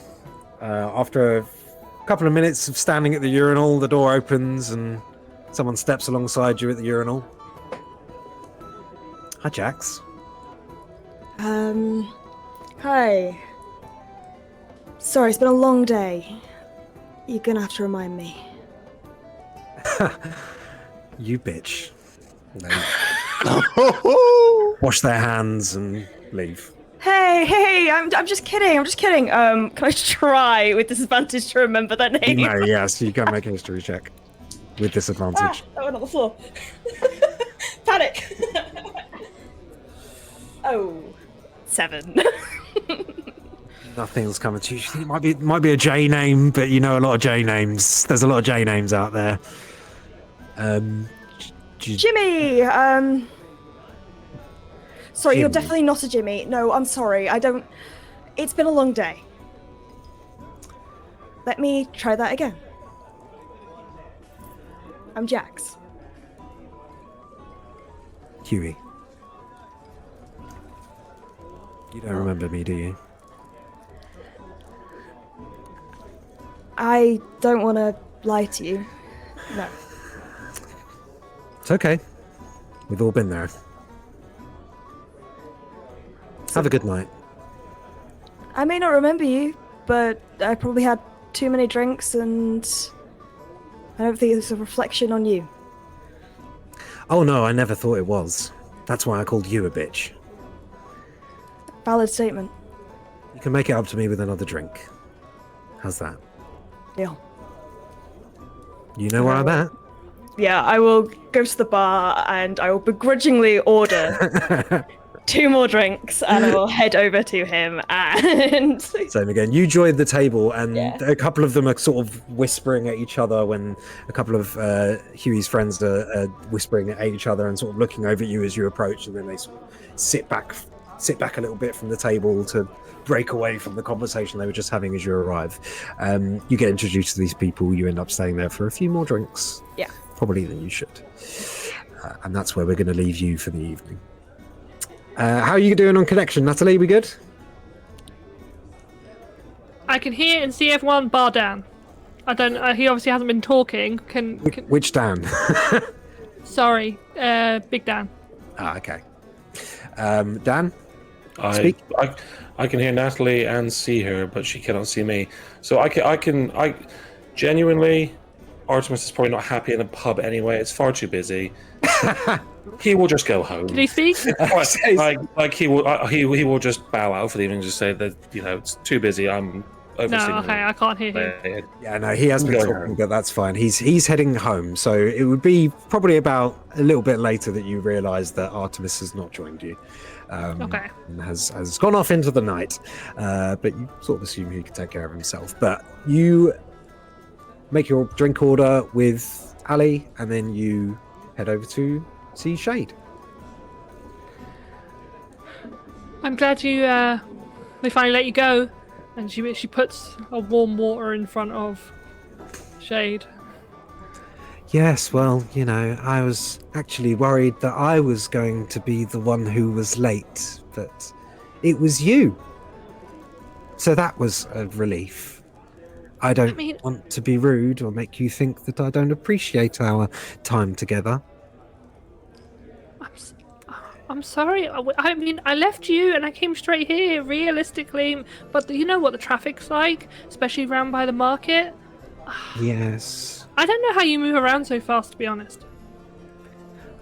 Just focus on the destination, I suppose. Well, hopefully your drink will make up for my tardiness. Thank you. They pick it up with two hands and begin drinking it. So, what was your investigation about? Well, about the attempted robbery. Just looking into it mainly, and who it was. You wouldn't know anything like that, would you? Well, I did stick around for a little bit longer. They said that there was probably more suspects than first anticipated. Okay. I heard some of the Crown service agents saying that there may have been an additional person, the person who shot the arrows, but there was no description of them. Oh, okay. But they seem like a nasty bunch. But I thought that they didn't manage to succeed in their robbery. Why is the ACR involved? You know how I am interested in certain items and stuff, and the item that I think they were looking at is an interesting one to me, so it's more of a personal project. Oh, okay. Well, I know what you're like about your personal projects and interests. Yes. One of the things that drew me to you in the first place was your curiosity. It's a trait that we share. Definitely. I do have one question. You were talking to the Crown's Guard? The Crown's service agents, yes. That's what I meant. I know, yeah, I assumed so. Sorry. Did they tell you any names of anyone that might be embedded, possibly? Embedded? Oh, I'm not privy to that kind of Crown service stuff. Those guys, I find them a bit creepy, to be honest. They've always got their secrets and their fingers in pies. You find them creepy? Yes, they've always muddling around behind the curtain, you know. Sure. That makes sense. They just make me a little bit uneasy is all. I like things to be straightforward, things that I can control. Whereas they tend to do things a little bit more, well, less straightforward and by protocol. I get that. I've always appreciated your openness, and yeah, you are what you are, and there's no hiding it. No, not really. You know, they kind of train you to be very serious and stuff like that, and there are some advantages to that and some things that are unavoidable about the training, which, you know, I'm very aware of who I am, but I don't like the fact that null effectus agents can sometimes make people a little bit uneasy and creep people out, so I don't like to do that, so I don't. I try to maintain. Bother me anyway. Well, I wouldn't bother you because I'm not like that. Takes another two-handed sip of their warm water. Sure. Look, I've been away for a while, as you know, and I do have to get back to pay some rent and stuff, the boring stuff. Yes, I apologize for being late, though. That's okay. Your friend Ali seemed quite concerned when you came in and they saw you. Is everything okay? It is now. Okay. Oh, one thing I did hear. Oh. Well, they asked some of us to inspect the tunnels and the vault to find out if any magic was used in the excavation and the entry by the tunnel, but we definitely couldn't find anything, which was really weird because apart from one of the unfortunate victims of the assault, who seemed to have been torn in half by something quite large.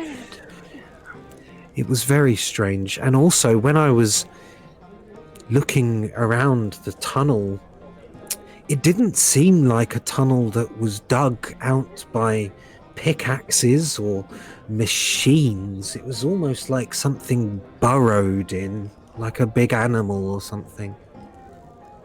And So you think that they had a big creature with them? well, Surely that would have been noticed. that's what I can't figure out. There was no animals at the scene, no animals seen escaping, just these 5 people. I have a question. Sure. You said that there was no magic used. Can you tell if, say, like, I could turn into a big bear, but obviously that would be magic. Can you tell if that sort of magic was used? If you used some kind of magic or manipulation of the weave to achieve that transformation, then there would be residue in the weave itself that might indicate that, which we can pick up. But no one transformed themselves through a magical spell. At least not that we could detect. Okay. That's been really helpful, actually. I hope so. And be careful.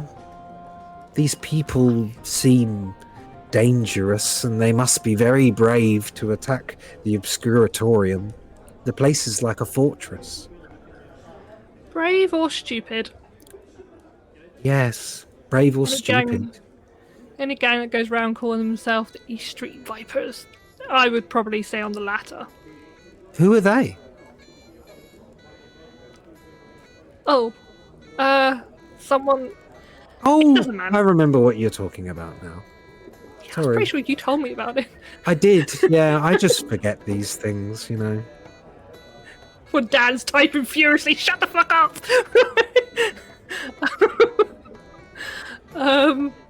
Okay, so I'm going to put another drink behind the bath when you're ready, but I do have to dash off because if I don't go now, I'm just gonna fly home. You know how it's easier for me to fly, and it's gonna take me forever, and I want to be got an early start in the morning, so I'm going to leave you now. Well, But I will be in it was contact. nice catching up for a little bit. It was really nice catching up with you. And we should talk about what you've been doing since I've been away. Next time.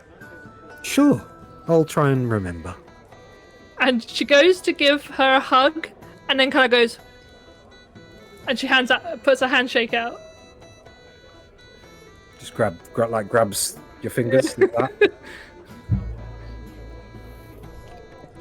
Have a good night, and you two be safe. And Okay. She gets up. Ali, as you sort of begin heading to the, where are you going? I have an early start, so I thought I would just pop by. Is Ricky at home? Yeah, Ricky's at home. I thought he would be. I will see you in the morning though, because I've got an early start. But I'll cook breakfast. I'm on the breakfast. I'm on the late tonight, so don't wake me up. But leave me breakfast out. I don't mind having it cold. Same as every night then. Okay. No, me. Yeah? I'm glad you're all right, love. Me too. You had me worried, sick. I never mean to worry people, but I know I do. Stop fucking disappearing for weeks on end. I promise I will try my hardest. You weren't down below again, were you? Do I know what that means? Yeah. Do you want to let me know what that means? She's referring to your trips to. Oh, yes. oh, no, nothing as nice as that, to be fair. What's nicer? What's worse than that? We will talk when I see you at home. This is a very busy place. Oh, for God's sake, love. All right, I'll see you in the morning. Oh, no, wait, I Yeah. won't. Don't wake me up. See you in the morning, you said it! As she disappears. You head off back to your cottage in Varvaden. Yeah. As you get there, you sort of come through the front door, and sitting in a large backed armchair, reading a book, you see Rysel.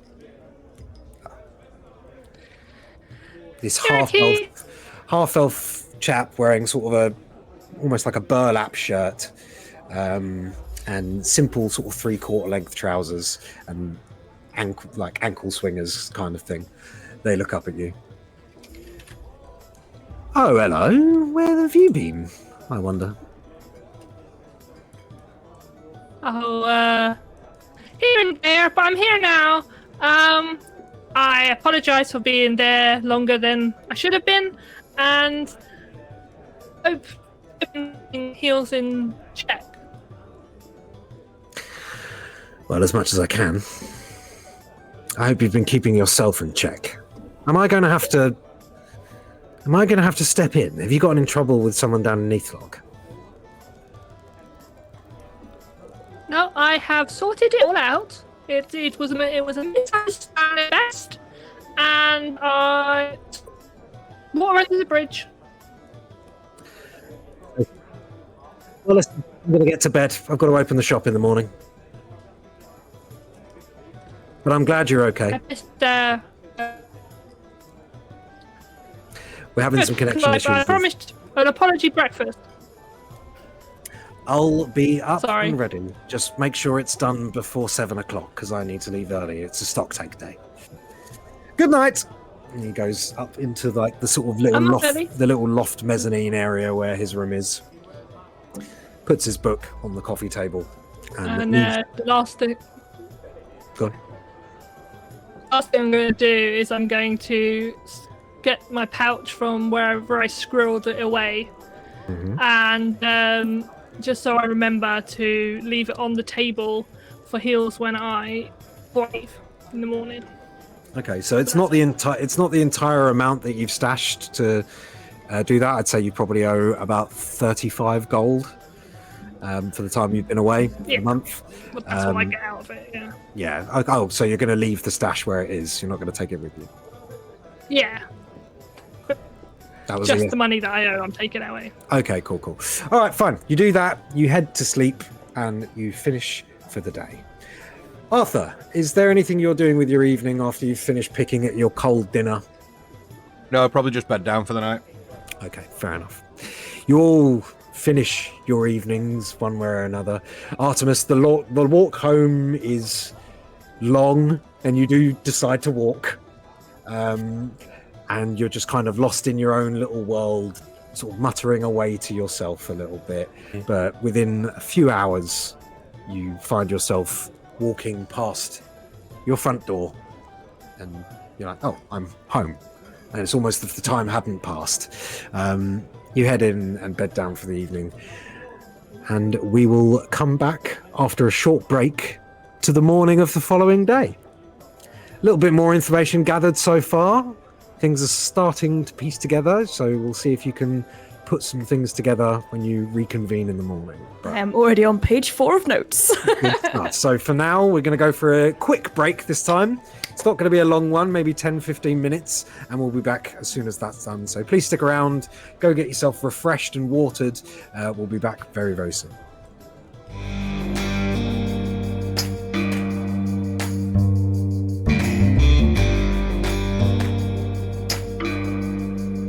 Aerilon, Sins of the Peacekeeper unfolds in the expansive metropolis of Valvaris.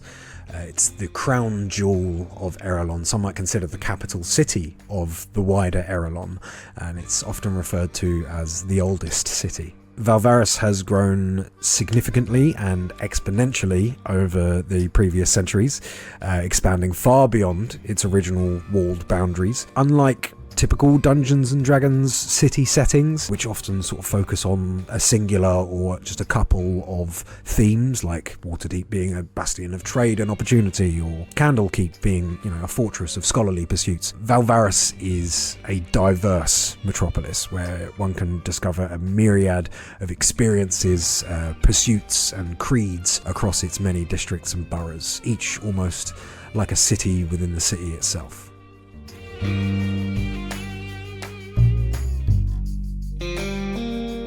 Due to its immense size, significance, diversity of population, range of industries, Valvaris requires a multifaceted approach to law enforcement and national security. Various law enforcement and military entities work collaboratively, or sometimes in opposition with one another, to maintain order and safety for the city and its millions of inhabitants.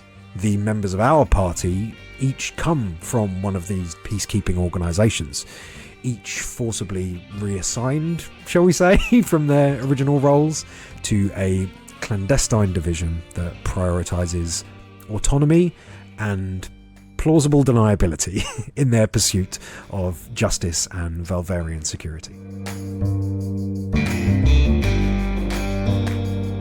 When I first came to the group with Aerilon, Sins of the Peacekeeper, one of the main things I wanted to get across was that I wanted them to start out, at least, with characters who are deeply flawed.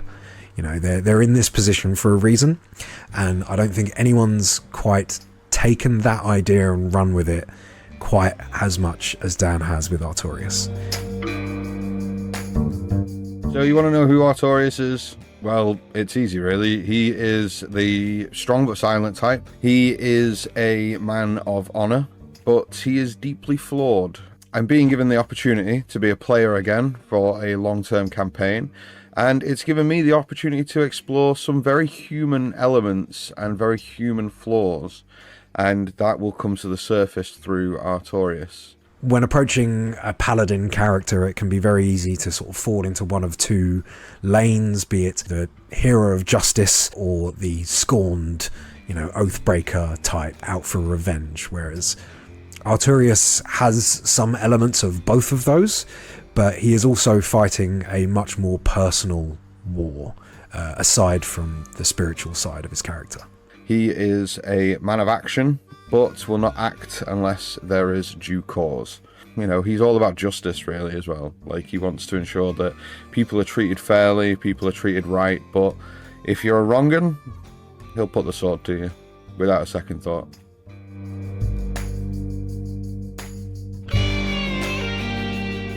Yeah, what can be said about Jax? I don't want to give too many spoilers away.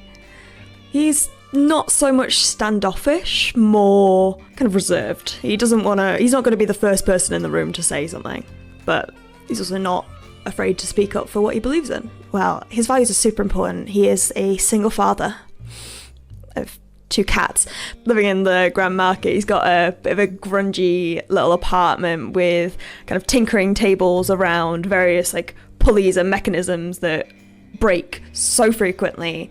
Think Rodney from Robots in terms of loving to tinker, but things explode a lot.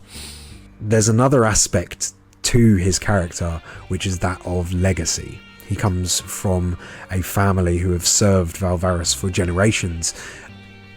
Yeah, I feel like that might come up. But he has been kind of thrust into the realization that society does come with a very, very human cost. I think if he were to have a motto it would probably leech on the back of the War Divers motto as they descend from the skies into battle of down to death. So the War Divers are what you might consider the Spec Ops branch of the Valvarian March. But for him, it's down to death of the system. Anarchy, baby!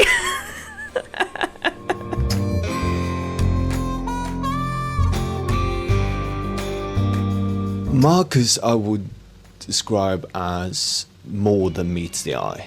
Marcus is not to be underestimated. Marcus is a really interesting one because, you know, he is a very capable person, both on the battlefield and in his investigations.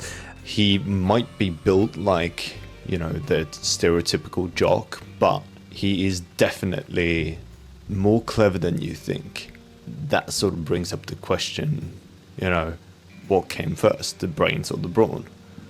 He's less trying to redeem himself for past mistakes and more trying to navigate his way through the consequences of decisions he made, which at the time seemed like good decisions to make.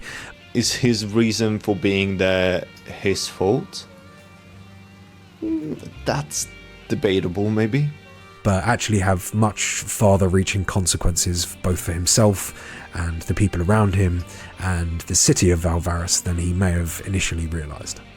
Marcus has a few skeletons in his closet. Usually you go in and you're like, okay, I'm an adventurer. This time around, I have no idea. And that's gonna be insane and it's scary. But it's also really, really exciting. Tell you about Lumiere? Well, she loves to be overestimated. And not in the way you might think.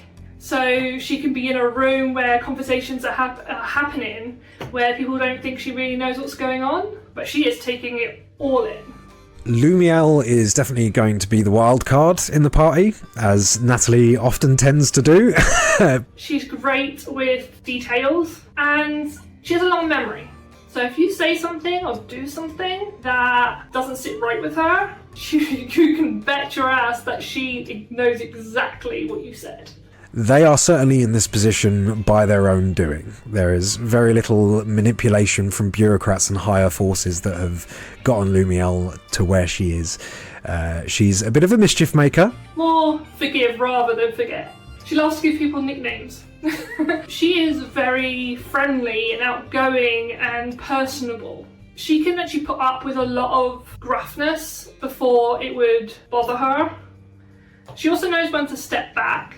It's going to be really, really fun to see Lumiel kind of deal with some of the more stoic members of the party and how that is going to clash slightly maybe, but it's going to be an interesting ride for sure.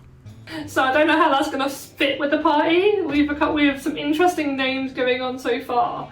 She's very aware of her surroundings, so she can fit into most situations comfortably. Who is Artemis J. Stringfield? He is a character that fundamentally struggles to find a place in the world that seems to struggle to find a place for him. Artemis is a bit of an enigma. He's figuring some stuff out, both about himself and about the world and its nature, of the nature of being and personality and all these different aspects that make people who they are. He is different on a number of levels. He has a power that very few others have and could open the world up to him in so many different ways if he really put his mind to it, but he refuses to because he knows the more he does that, the more he will drive away the people he wants to help, wants to be around. He, on a deep level, wants to be accepted, wants to find friends and a place for himself in the world and to help and to be helpful and do good in whatever way he can. He is full of idiosyncrasies, he is strange, he is a wild intellect and a huge imagination. The two often combine to create all kinds of theories and conspiracies. I sort of see Artemis almost like the sort of Fox Mulder allegory. He's very much in tune with the other side and constantly curious about what else is out there beyond the veil and beyond what the mind allows us to see. It's going to be interesting and it's going to be fun to be probably the strangest character in a group of very serious, very hardened detectives by the sounds of it, but I wouldn't have it any other way. I like to be strange.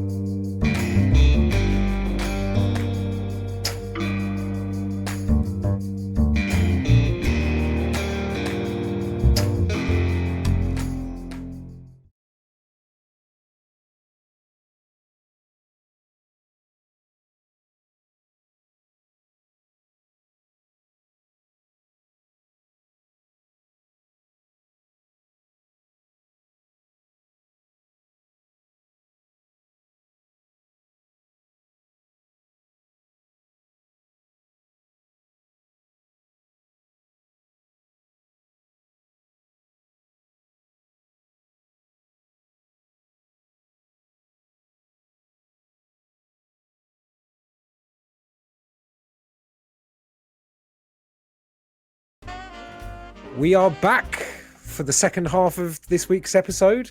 Bit more investigation's been going on, so let's crack straight back into things. Before we come to the morning, there was one small bit of business that we need to take care of, and that was Marcus's final destination for the evening. Marcus, you head down to Cobblebank. Through the snaking alleys of the old town, up and down the slopes, and you come to a small courtyard with a few benches and a kind of crumbling fountain, and you see an individual standing off to one side by a door. He's wearing a very thick fur coat. Not fur coat is in mink, it's almost like sheep's wool. It's very shaggy, almost like you've seen the film The Revenant? Yep. Kind of the coats that Leonardo DiCaprio wears, and that very sort of like furs, like rough furs and stuff like that. Very large shoulders on the coat and stuff like that, and their face covered by a trilby. You made it. Yeah. Just in time, I'd imagine. Yeah, I don't know why, but this shit is running me on empty quite a lot faster than I expected. Well, you know, I don't pry into your business. But you gotta keep on top of it, man. Don't let yourself get carried away. I know. You know what that leads to. I do. Right. It's a process. It takes time. But we'll get you there. Come on. Come inside. I've got a batch ready. Okay. He opens the door and leads you down the stairs into sort of a cellar area. There's dripping water and plumbing above your head. It's quite a damp area. He turns around a corner, opens a door, steps through, and then pushes aside a curtain. And you walk together through this room. Within this room, there are multiple beds, and in them are several people, seemingly in various stages of discomfort, some in pain, wincing and kind of crawl and squirming in the beds. Some of them are just lying and sweating. Most of them are hooked up to some kind of drip. As you walk through, sort of taking some of these in, a few of the ones who are conscious and lucid watch you with sunken, tired eyes walk through. One of them gives you a nod.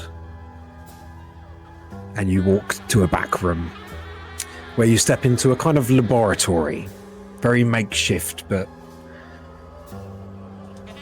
yeah, it does the job.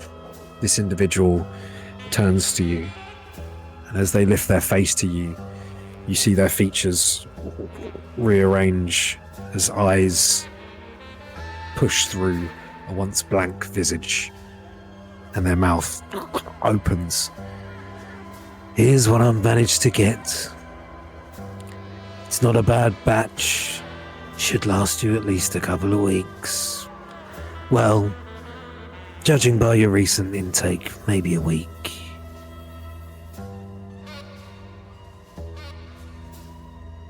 Right, well, thank you. Yeah, almost forgot. And I'll hand him a bag of money. How much?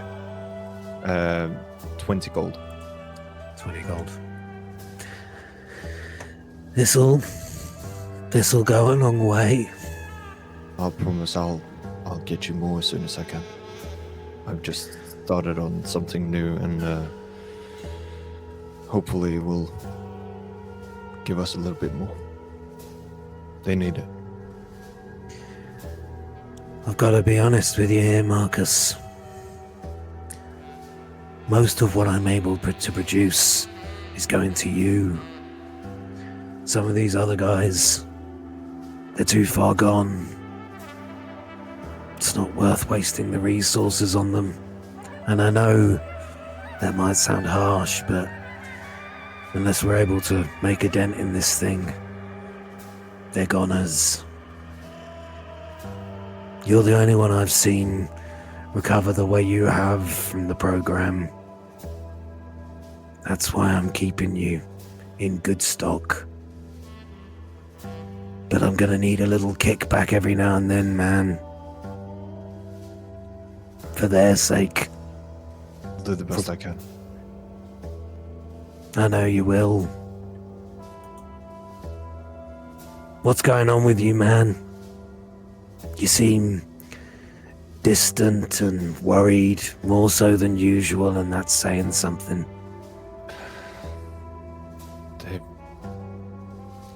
After they kicked me off the force, apparently they've put me with new people.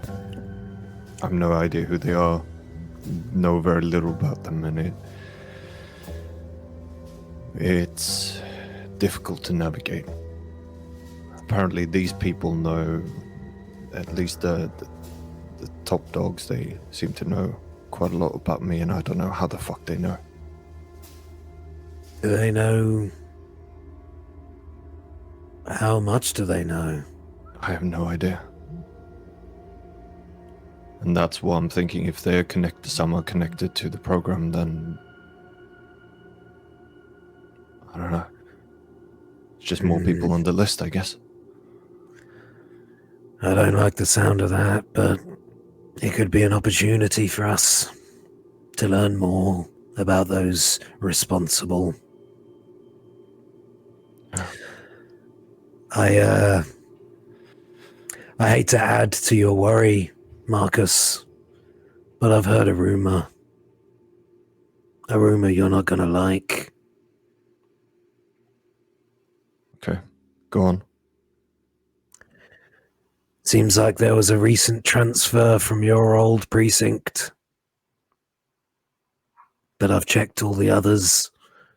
They've not been stationed anywhere else in Valvaris. Showing all the signs of a new recruit to the program.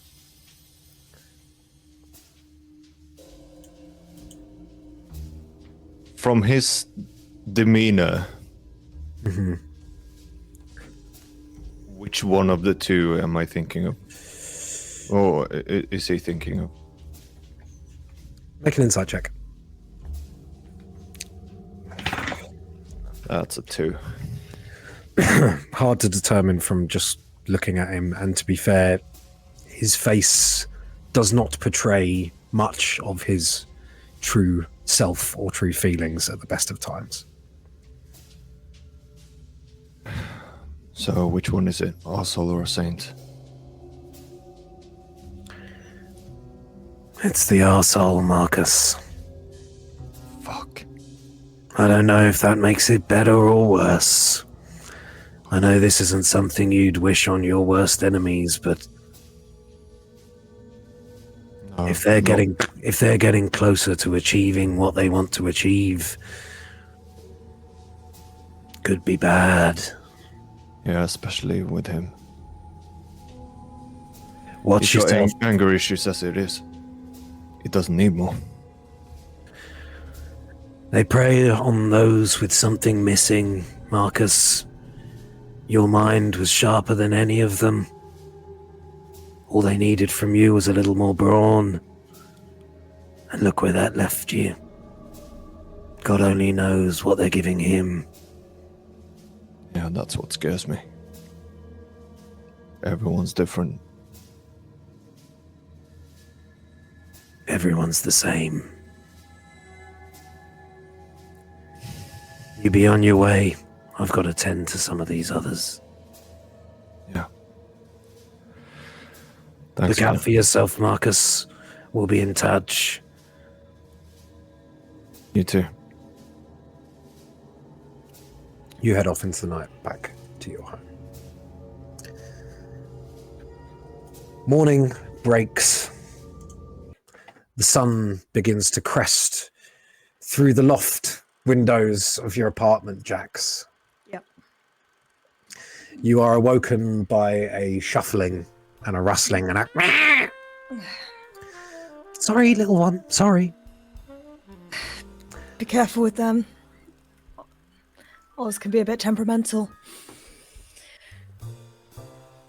Good morning. Morning. Remember my name this time? Yes, Huey. I remember. See, I just had too many drinks. That was it. Had a few last night as well. Yeah, well, Cinderella, is very convincing. Same you said about you.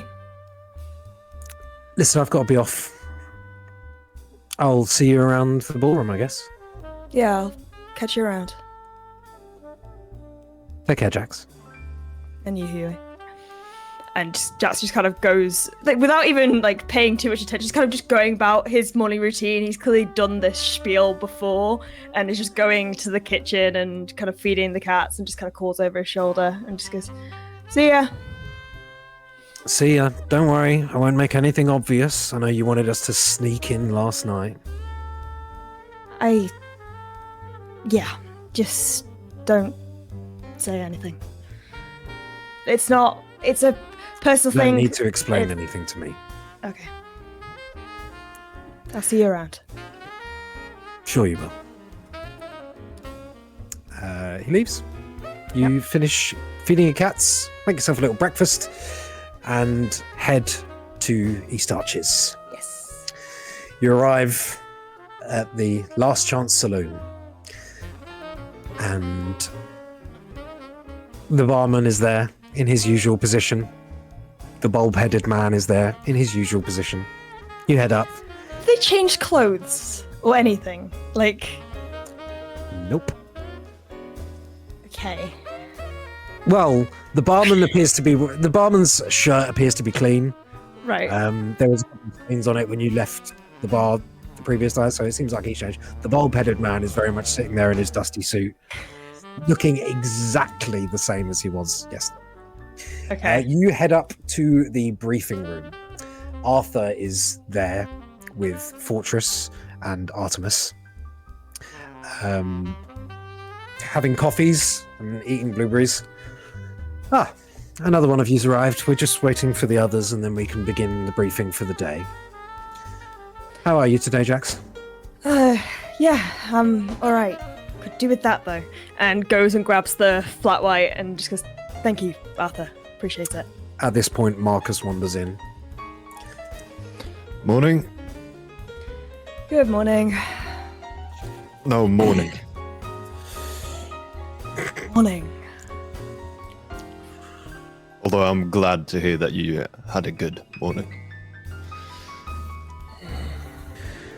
We're okay, Blue Fortress. Thanks for asking. She didn't, but sure, whatever. I'm just quietly eating blueberries. Drinking lemon water. Oh. As long as you're up to the task, Gil. Well, whatever you say, boss. It's fine. I'll do whatever you want.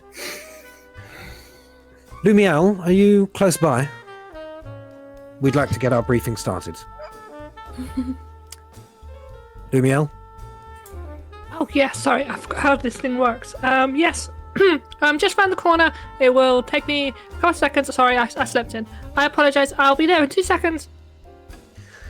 No worries, don't let it happen again. Fortress sort of steps up to the corkboard. So what have you all managed to discover so far? I mean, I thought you knew because you were listening in to the radio broadcast from the things you gave us. Very smart of you, but remember you are still being evaluated. I would like to hear from yourselves, in your own words, a summary of what you've been able to achieve in the last few hours. I didn't learn anything.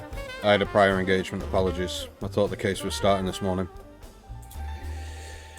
Well, Arthur, once you are set on a case, we expect you to give it your full attention. Now, I understand that personal matters may get in the way sometimes, but this is very important work that we are doing. Please try to make the best effort to achieve your what is expected of you. Sure. I'm sure you will in many ways. Lumiel, you're here. Nearly. So, yes, sorry. Yeah, she kind of gives a sheepish look and she kind of like sits towards the back this time rather than right at the front. Did I miss anything? She picks up your milkshake and a muffin and places it on the desk in front of you. You'll need your strength. Oh, Artie, thank you very much. Right, where are we? Jack beside you just like goes down in the chair. Like, oh no. Where are we? Well, we coordinated. Not what she means. I think he knows. Maybe. Well, Come on. You can't have all been doing nothing last night. Okay. I learned a So- few things after I left you guys, just so you know. Well, let's go one by one, shall we? Jax, let's begin with you. Yes, so initially I was going to stake out the safe house from a distance, but Marcus assured me that he had people for that. Not sure where the progress of those people on that has gone, but instead I decided to investigate the explosives side of things. I went to Bangor's Fireworks on Grand Market. About 3 weeks ago, they had an odd request for 400 of their whiz-banger fireworks from a private vendor. It wasn't a company or an event or anything like that. And it was requested to be delivered to Witham. Obviously, 400 whiz-bangers is not an order a small shop like that can fulfill, so they may have gone elsewhere. Potentially Carbuckle's wondrous flashing lights, which we can pay a visit, but potentially a way of inconspicuously getting enough explosives to breach the vault. That is interesting. You said Witham. Witham, yes.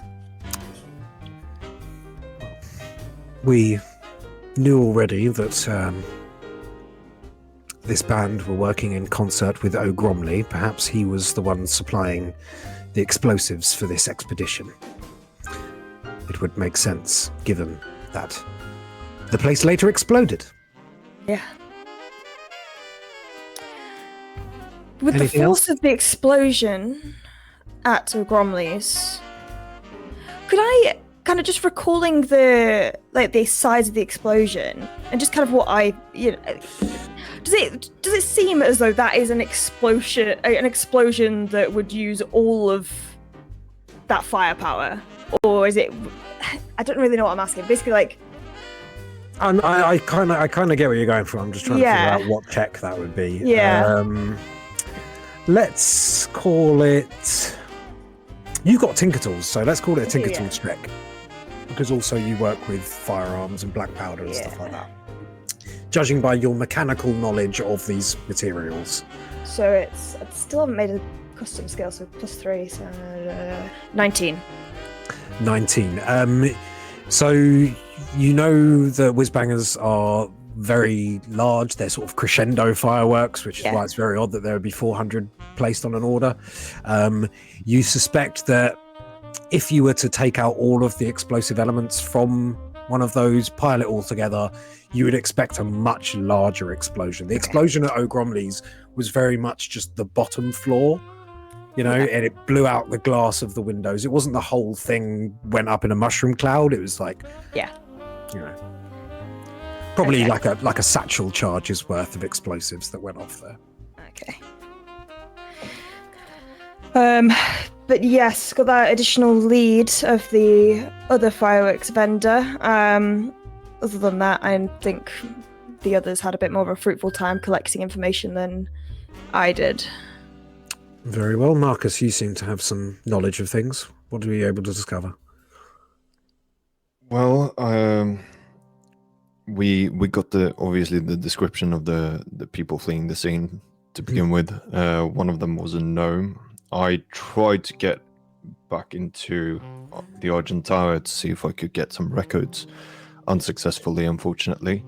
But on my way there, I bumped into a colleague who's told me that a gnome had apparently been stabbing an old man at the Old King's Road, seemingly going towards the hideout. Yes, logistically that would make sense. If they were coming from the Crystal Plaza down to Cobblebank, they would have passed down the Old King's Road. So I investigated the scene, and I found, first of all, this, and I take out the leather bag. Appears to be empty, but it was left underneath a dumpster, the very same dumpster that the gnome had apparently jumped out of and attacked the man. I don't know why they were hiding, but apparently they seem to have been splitting up. Got a slight description from the witness, which was the old man's grandson, and he said that it was a sallow-looking gnome, grey skin, possibly deep gnome is what I'm thinking. Ages between 30 and 40. Well, even an undercover Crown Service agent would not go around murdering public people in cold blood in the street, so... No, especially not with a cursed blade, and I take out the small vial that I have of acidic substance. Interesting. I'll give this to Ban and Quill, see if they can determine anything. I thought they didn't let you take that. They did in the end. They did. I missed that bit. Yeah, well. The coroners on scene said that it seems to be some kind of a dark magic, especially the cleric after having a look at it. It is. I sense some connection with it to dark forces. How do you sense that exactly? By my nature, dear. Good to know. But this is an interesting line of inquiry. Determining who has taken lives may be a good way of determining, or rather, determining who didn't, may be a good way of identifying who we're looking for, amongst others. Pursue this course. Well done. Anything else?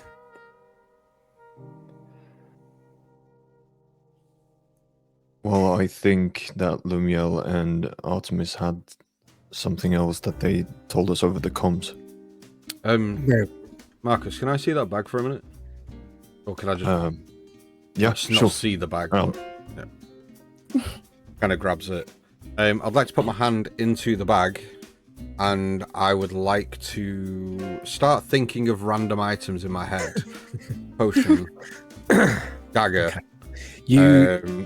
just random items that somebody would possibly keep on their personage. As I'm and I understand where you're getting at. Yeah. You're shortly after this in your hands. This bag is sort of like about that big. It's more like a kind of large pouch with a drawstring at the top. You reach your hand in your bag. Your hand hits the bottom of the bag. You start thinking of things, but rustling around, nothing comes out. The bag is empty, and it does not appear to have any attributes to it that might allow you to fetch things by thinking. Shit! I took a useless bag. I just kind of like go. Yeah, it doesn't seem like much, and hand it back. Turn it inside out. No, don't do that. In case it is what it is. If he's rummaging around, someone rummaging around in a dumpster and retrieving a bag, maybe it was a stash of some kind. Could be. Potentially. I mean, we know that they've at least been thinking about this for the past 3 weeks or so. If that's when they put the inquiry about the fireworks in place, they could well have got stashes across the city on the route to the safe house. Are we thinking money? Maybe tickets out of the city? No, I don't. Not necessarily. I think more provisions for the next steps. What I do want to find out is where this tunnel comes out. Because clearly it must be en route to... We do have a little update on that, actually. Fuck, I've forgotten his name. Hang on. Gallius Orthom sent word that they have discovered the entrance to the tunnel. It is in a residence in the Grand Market. From what we've been able to determine, local agents and Argent Star detectives have picked the place clean. Very little trace was left, magical or otherwise. What was the address? It was on Burback Street. Not Grand Market, okay. It is in the Grand Market, but on Burback Street. Oh no, I meant the King's Road that Marcus was at. I'm trying to place things. No, yes. It appears that they tunneled from the east to below the Obscuratorium and then used explosives to break through the reinforced vault wall. A tunnel of that size must have taken a long time to dig. So it would I seem... have info on that. Then let's come to you next, Lumiel. What were you able to discover? So, I was with Gilly, and he found out some stuff. But I found out that it wasn't done by magic, the tunneling. It actually was done probably by a beast of some kind. And there was a guy on the scene that died, that was torn in half. Very sad, but he was. So, yes. They didn't think that it was like magical transformation, but yeah, that's what I found out. Oh, and there was another person. Sorry guys, I didn't tell you this. I found out there was another person that was the archer that wasn't part of the 5 that we knew about. He shot someone through the eye twice, the same eye. Very good archer. Well, sorry, very sad. Then we can potentially rule out the archer as one of our comrades as well. There's been no reports of any beasts or anything like that being moved around that part of the city or spotted. Either they're able to conceal it somehow, or they have some other way of transforming into this creature. It's not unheard of. And some methods of transformation do not leave any magical traces, so well investigated. That's a good clue. Anything else? Yeah, so I walked among the people, and obviously we went to the thing. I didn't want to go inside because I didn't want to make too much of a fuss, but I canvassed the minds of the Argent Star and the Crown's Guard that were there. Nothing particularly interesting in any one of their minds, but there is a list of people that we are looking for. 2 humans, an Air Genasi, a dwarf, and a gnome. Probably the same gnome linked to the murder that Marcus was looking into. They seem to have made their way down to Cobble Street, I think. They've gone that way. They've gone somewhere. They're in a hideout, or they're in some kind of safe house at the moment, but those are the 4 or 5 people we're looking for. They seem to be the ones who have committed this. The ones most people had seen when I looked through their minds. Okay. Anything else you were able to determine about these people? No, there was very little information, and if I probe too much, they know I'm there, so I can't make myself known to be just reading minds amongst people. That's That's a fair point. Well done for keeping things under wraps. I overheard you mention something of a gang affiliation over the tail. Oh yeah, the East Side Vipers. They some kind of dance troupe, I think. I don't know. No one seems to take their name very seriously. Sounds like an East Archers gang to me. Quill might know a little more. Yeah, have I heard anything about East Street Vipers? Make a history check for me, please. I don't know why I got that in my head. 13. 13, okay. So the local gangs of East Arches, as we described last time, you know them to be very theatrical, to stand out, and so that people pay attention to them and take them seriously, but some of them... Bunch of theatre kids doing graffiti. Essentially, yeah. You don't remember anything. There's quite a lot of them, like pretty much every corner or every cul-de-sac or things like that have some version of a gang. Some of them are a little bit more dangerous, some of them are a little bit less so. You haven't heard of that one specifically, just through there being so many. Yeah, okay. So I don't know if they would be like a murderous gang, they would actually commit murder, or are they more like theater kids? Mostly, pretty much most of the serious gangs are prone to violence, you know. Yeah. Not all of them are murderers. A lot of them are like extorters and stuff like that. But yeah, you don't from that role you don't really know anything specific about this specific gang. But you do know that, you know, some of them do need to be taken seriously because they are dangerous. It's more their theatricalness which makes them a little bit of a laughing stock among some of the more serious criminals of the city. I mean, there's two theories. Either the gangs in the East Arches are, especially the Vipers, from what I've heard at least, are quite theatrical and sort of not many people take them seriously from what I know of. But so either it's just a ruse to throw us off, or these guys have just stepped up. It's possible, but maybe that's a good thing to investigate a little further before we make our final approach. I also feel investigating the gang itself, there will likely be talk of potential new additions to the gang who has been spotted recently, might have a better chance of identifying the hostage if we're able to. Yeah. I'm talking about... Shale. Sorry, I don't know. Shale Street on Cobblebank. That's what I wanted. I was trying to remember things. Shale Street on Cobblebank. That's the place we got. Also, on the thing about people that may turn into things, they said there was teeth marks on the bodies, but there were no animal tracks or claw marks or anything like that. So something ripped them apart with mouths, but didn't leave any, claws. So it could be were people. Were people. That is an interesting theory. A worrying one. Sorry. Go ahead, please, Arthur. Have the dogs returned? The dogs are back, yes. They're upstairs in the dormitories. They came alone? They did. Right. Guests are not permitted in the house. Have they reported back to you? Well, you set them the task, so if you wish to ask them what they were able to find, I can bring them down if you'd like. It's alright, I'm sure we'll find them. Very well. Right, what task they set to? Nothing important. Probably for the best. Right, well, is that everybody's report? Unless anyone has anything else to add. Well, I have. No. Then what are your next course of action, team? To be decided, I think. Well, decide quickly. We could do with having some kind of map of the local area around the safe house itself for when we begin to actually plan an attack. We need to make sure that all exits are covered. I don't know if we have access to that.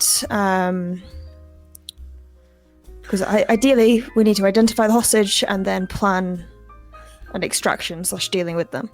I spoke to Quill earlier, and he said that it would take him a while to get blueprints or anything like that, because doesn't have access to servers, but I don't know if he has come up with anything. Gilly, what were you going to If say? Sorry. No, I was just gonna say, if I keep my mental telepathy open, I can map buildings from the inside because I can sense the intentions of the people within inside, or at least their surface thoughts. So if it's aggressive, I will know that they are an enemy, and if they are scared, then I will know if it is a person tied to a chair. So I can do that if we get inside, or at least around it. I can scan for aggressive thoughts. How does that work? Like, is there a range to it, or? I need to be close, but it has enough range for me to be able to at least get a good perimeter on things. In case there's people Marcus is starting to think about ducks. I also it's a phobia, I can also be very sneaky and small, and I can fly. So if we need to scout like round a building, I mean, I can do that. So like I can get an outside perimeter if he can get an inside perimeter. I think the safe house, obviously, certainly from what I'm thinking, the best place to go after we talk about it. I don't think going to this entrance to the tunnel is going to be fruitful in any way, since how they're obviously not there and it's been picked clean. I mean, that's just me thinking out loud. I would say, given that there is a hostage on the site, if you do plan on approaching the area in Cobblebank on Shale Street, you be as surreptitious as you possibly can, especially with this news of a sixth individual who seems to favour the rooftops. Be very, very cautious if you do take that course of action.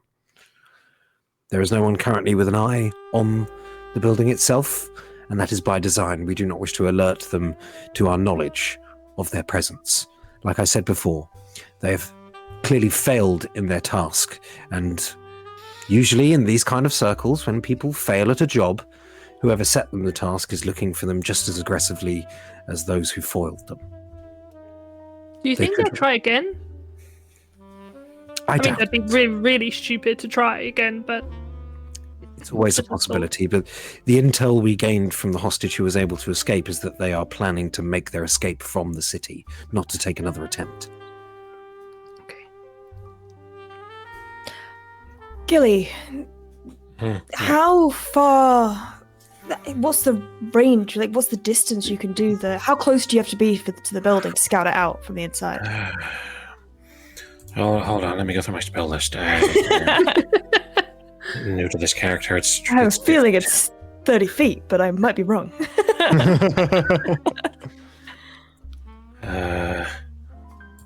Yeah, no, you're really good at this. It's 30 feet. Yeah. So if I can... I just had someone else in my head all of a sudden. That was so crazy. Yes. So I can do go around the building all quiet-like, and if it's bigger than 30 feet on the inside, I can at least get the edges, and then we can figure out who's at windows and doors or whatever. If using that eliminates the need to identify the hostage, we can focus all of our efforts on coordinating a seamless infiltration.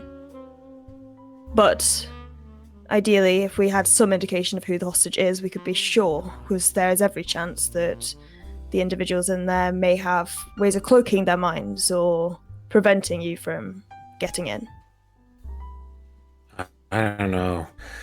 Resistance to telepathic communication and infiltration is a very hard thing to get done. And if these guys are trying to dig through earth and blow up holes and things, they might have it, but I don't know. It takes a lot to push back. It would be naturally.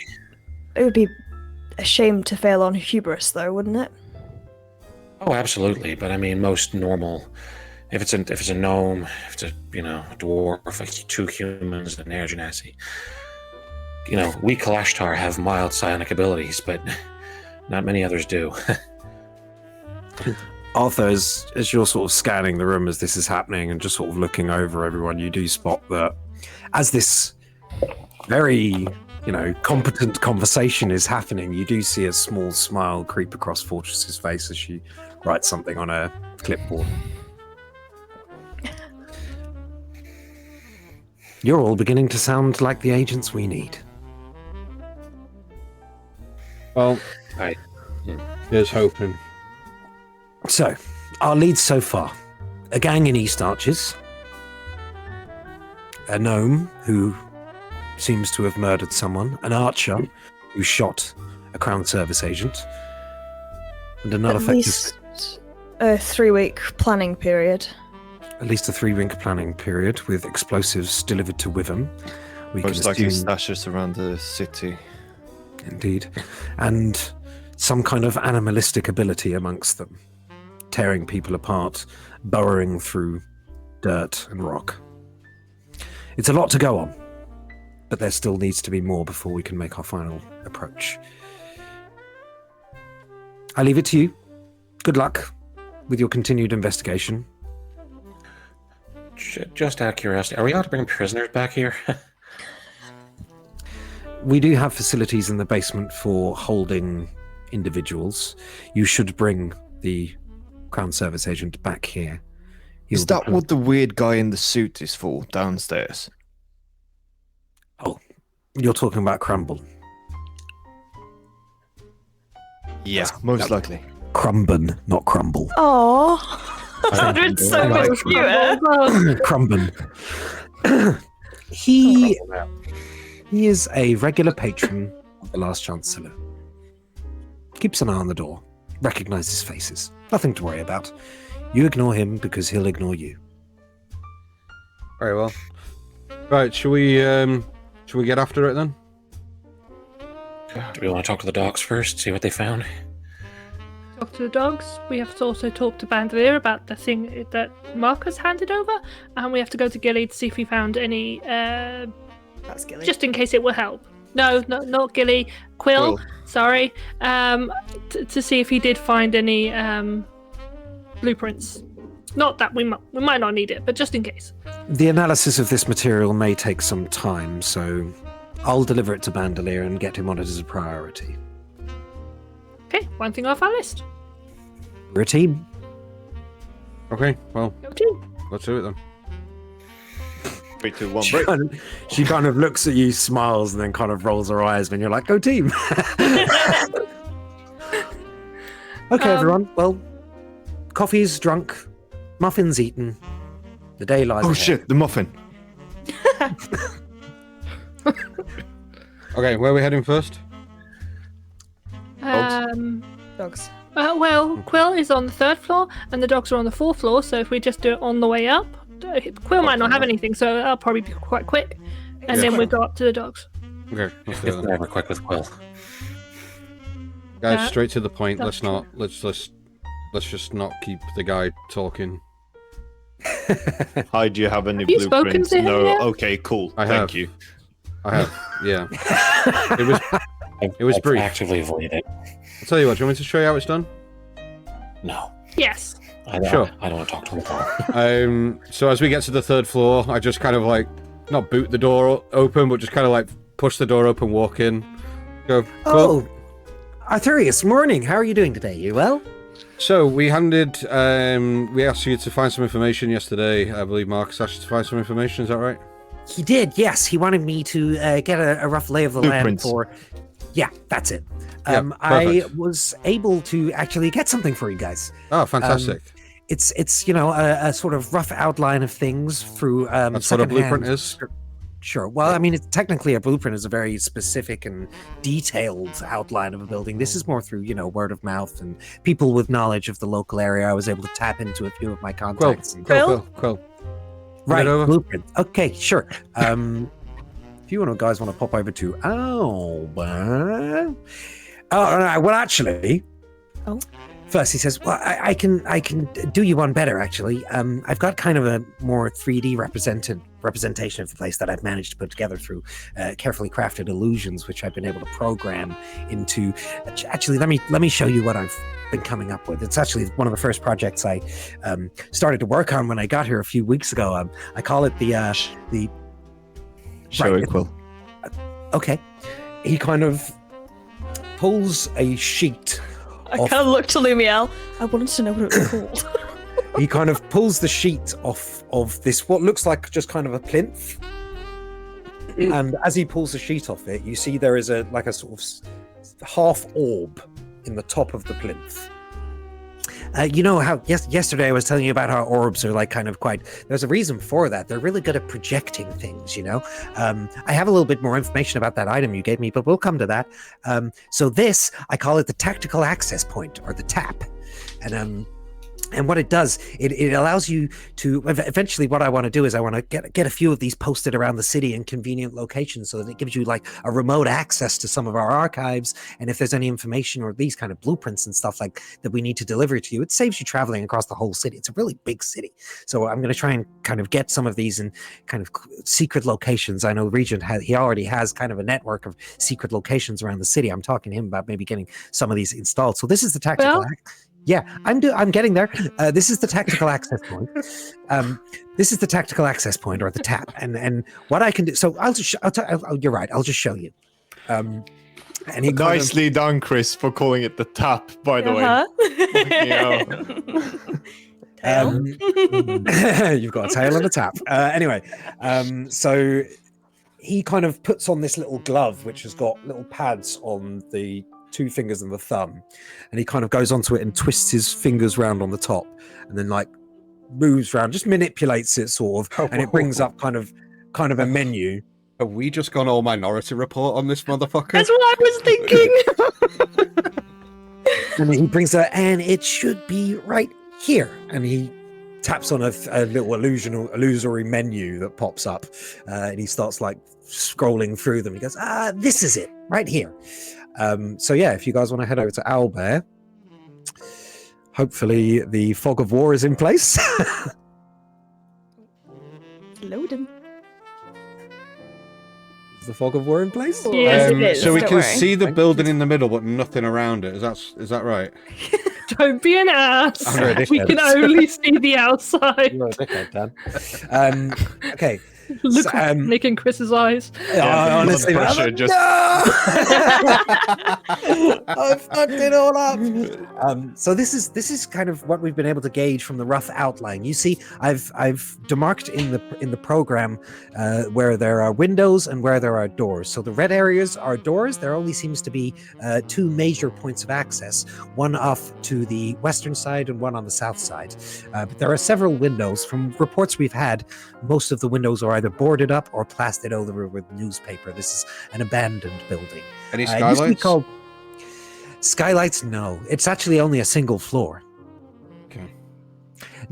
Most of the sort of newer builds in Cobblebank, they tend to be single floor, almost shanty shacks. Only the older buildings that have been renovated are usually 2 or 3 stories tall. Okay. It used to be called Pritchard's Bakery, but Pritchard died around 40 years ago. Fantastic. Well, this is amazing technology. You should be very proud of yourself for building this. Do you have? I mean, it wasn't just me. Bandolier really helped a lot with kind of the mechanisms and the arcana and the artifice of it. But Brilliant. a lot of the programming of the illusions was me. He just had to kind of teach me the language of it. I pick up on that stuff really quickly. Yeah, you're I read a lot of books about that kind of thing. extremely talented. Do you have a paper copy of this that we can take with us? No, I mean, this Okay. took me a long time, but I could draw it for you. I can do this, and I raise my hand and I create a perfect illusion of exactly what is being shown. Oh, amazing. We got it then? Yeah, Can we similar tap kind that of- too? That's similar kind Don't of. tap me. The illusion. No. I mean, it would be a waste of time. The illusion is already within the system of the tactical access point. But like I said, once I get more of these installed, you should have a lot more easy access. But that's really useful that you can just do that on command. You can kind of just take the stuff that you need and project it whenever you want. But Amazing. it's a good way of delivering new information to you guys that we get on the fly, you know? Perfect. Definitely. Quill, it's been a pleasure. Have a great day. You guys heading off already? I mean, I wanted to talk to you about that thing that I got from you. No idea what you're talking about. And he just turns and walks out the room. Oh, no, sorry, that was someone else. That was one of the other agents. Oh, as we're heading out the door, I just say to Archer, I say, yeah, that was really fast. Thank you for showing us Yeah. how it's done. I thought that kind of played out differently in my head. It always does. Yeah. Jax kind of just You beat me opens by the a door. second, Natalie. Jax just opens the door again, just like his last one to leave. And she goes, "We will talk about that later. That's really cool." And closes the door and then leaves. So cool. Okay, bye. I love Quill. And then, just for the sake of brevity, we're just going to try to check in with the dogs and see if they have Yeah. any information before we head out. You find both the dogs in the training room, just kind of wailing on each other, just having like a bit of a sparring fist fight. Funnily enough, Lizaleth seems to be winning because she's a lot faster, and Cran is just kind of swinging wildly and hitting the floorboards and stuff.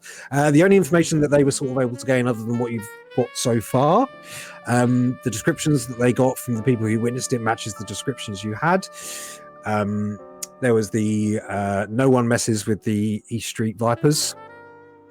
One of them appeared to have some kind of flying creature following him, but very small. Okay. Cool. And you do get the information that, you get that. Cool. Do we get a description of the flying creature? Was it like reptilian or bird-like or?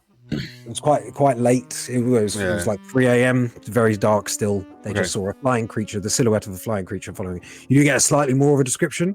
Both the humans were blonde. The gnome was of a greyish skin tone. The dwarf was very heavily armored and running slower than the rest of them. But the humans were like, one of the humans had their hand on his back and was kind of pushing him along to keep up. No sign of an archer or anything like that matches any description. Okay. Any description of the hostage? No, they did not appear to have any hostages in tow when they left the nullifectors. Yeah, it kind of makes sense because your friend didn't report that anyone had been taken from the nullifectors either and stuff, so that kind of makes sense. So it seems that it may have been a hostage they picked up on the way, right? So it seems that way. Crown service guard, wasn't it? No, that was the. Yeah.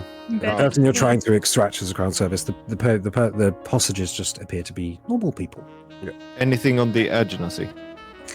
Other than it matching the description that you've already received, no additional information. Okay. Does anybody else want to do anything while we're here, or are we alright to head out? Nothing here, I don't think. Yeah. Oh, sorry. There was one other thing. Lizaleth does know of the East Street Vipers. Okay.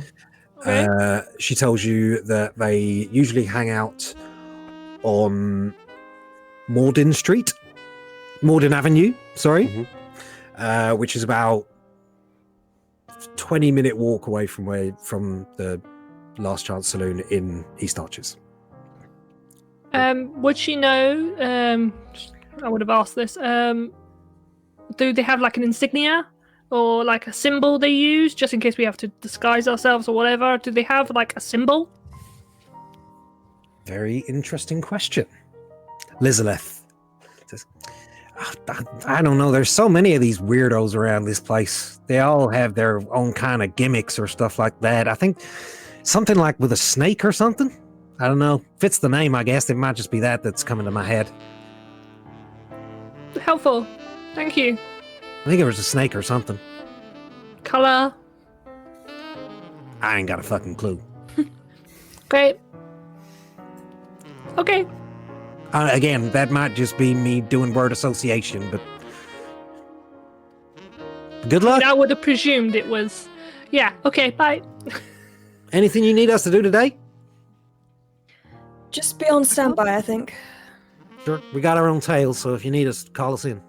Well, do we want to send them to check out that location that the fireworks are delivered to, just to see if it's a? I don't have an actual address. From the sounds of it, I'm thinking it was probably sent to maybe the same bar that blew up. Okay. So, and those are the remainders. I might be wrong. It might be something worth following, but that's just my inclination anyway. Just trying to think of ways to utilize them, that's all. Editor Cool. would be proud. Cool. So we head out of the house. Yeah, where are you headed? Well, I think as we get out of the house, I'm just kind of going to walk a few paces away from the last chance and just kind of spin on my heels and go, well, that was a lot. I've got somewhere to be. Bye, guys. Just participates in absolutely none of the campaign. Come back just for the thing going, nothing. I've got nothing. No, I got nothing. I was busy. Yeah. I had some personal stuff I had to do with. Figure it out. That kid in school who never did the homework. So, Truant. that was a lot. What do you mean? Do we not Yeah. feel like that takes his tail off and just kind of like taps it a little bit to kind of gesture for people to do the same? Artemis was never on. And then just kind of turns and goes, do you not find that this is all a bit strange? Listening to our phone call and yet requires a direct account in the following morning as to everything that happened. Well, I've had it a makes boss sense who's similar. if someone wants to know what you understood from the information you took, sometimes they want you to give the report so they know what you took in, rather than just... Why listen to begin with then, though? That means they're listening to everything on those communication channels, or they can do, which means all of our conversations through those are being tapped by them. I mean, this is a test, guys. Don't forget that. Yeah, but I just kind of feel like for an organization like this who is already withholding information, who then act as if they're having information withheld from them the following day and asking us to give them a full accounting is just a little bit untrustworthy. Like, look, I'm all for it. This is a paycheck, and I get it, but maybe we should just kind of figure our own way through this. Like, they I brought think us that's here what they for our want to do. skills, right? But then we haven't. Why? Yeah. Because I know what I did, and you won't know what you did, but somehow we are here, and they want us to be in this group together to do things that they can no longer do or don't want to do. And that is strange. Never trust the higher-ups, never trust the shadow cabinets, the people watching on the walls. They will always be watching you. Right. I'm grateful. Well, This Look, is an improvement. I don't know enough about you guys to really speak on how grateful or ungrateful or whatever everybody is, but if this is a test and we've got a job to do, then I think we need to really focus our efforts, work together, and not individually. I agree. Like, we need to look out for each other, because for the impression I got yesterday, nobody's going to look out for us. If this goes wrong and we're found culpable or in a hot, sticky situation, then, they already made it very clear that there is no record of us, there is no official ombudsman that can be brought in to get us out of trouble unless it's completely dire. So There's no HR department. yeah, there's nothing. I don't even think there's payroll. I haven't signed any contracts, to be quite frank. But Oh, hold on. We're getting but paid though, right? I'm sure we will, but this is my point. If we don't should look be out taken for back. each other, then nobody will. So, as far as I'm concerned, if we're working together, then I've got you guys covered. I will put myself in harm's way and make sure that any harm comes to you guys will be returned tenfold. Alright? But we need to look out for each other, we need to You're watch such a out. softie. We have a few leads, but I think we I attack stand in this front as of a group. Lumiel, blocking her from Arthur's view. We need to work together and we need to attack this as a united front. So look, we've got some leads. We've got the gangs, we've got where the tunnel entrance is, and we've got this potential place somewhere that these fireworks were delivered. Now, I think the most obvious choice is to go for the gang. Yeah, I See think what- so too, first of all.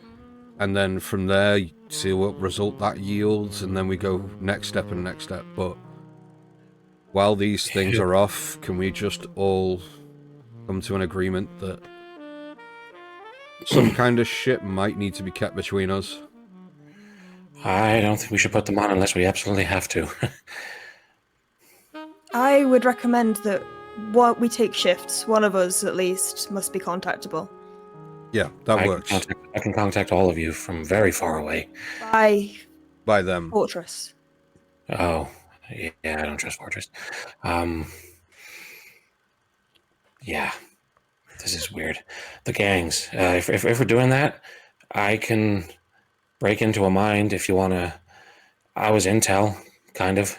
So if you want to tie someone to a chair, slap them around a bit, I can dig into their mind and see what they know. Maybe we can find out who gave them the job or who wanted the diadeum, whatever the hell it's called. Close enough. Close enough. Yes. To all of the above. Well, all right. Are we all agreed? Yeah. Sure thing. Yeah. All right. Do you want me to keep an eye out from the rooftops when we get closer? Just get an aerial look. Be careful of those Yeah. rooftops. Remember the archer. I Also, We're not near the safe house right now. I'm sure it's fine. out of sort of out of game, Jax does have a new thing swung on his back, right? Yes, you would all notice. Yeah. A kind of like big strap, I guess, and then behind this large rifle.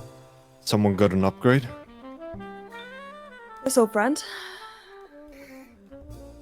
Yeah. What old friend? Huh? I gestured to the. Oh. Nothing. I just kind of go. So hard.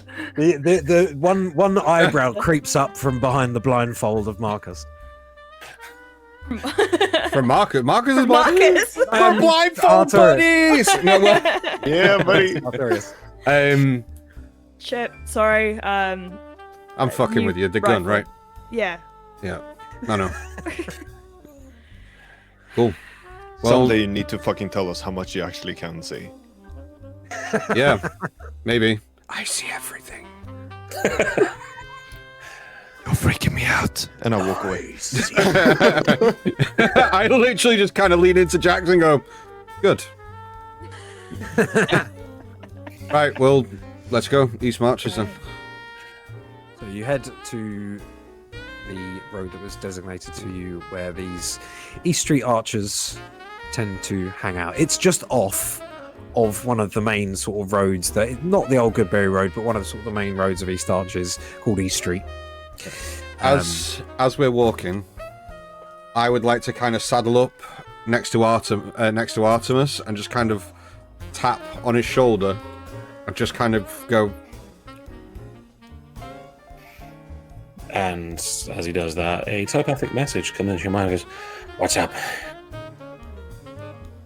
Just do a general scan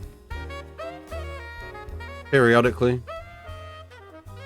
I want to know that the people we're working with can be trusted.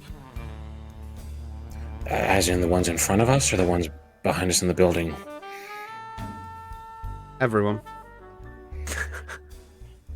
All right, I'll disperse. I'm not gonna do it. I'll disperse it out. I'll make sure that it takes power, and I want to make sure that I'm at full strength before we get into this building.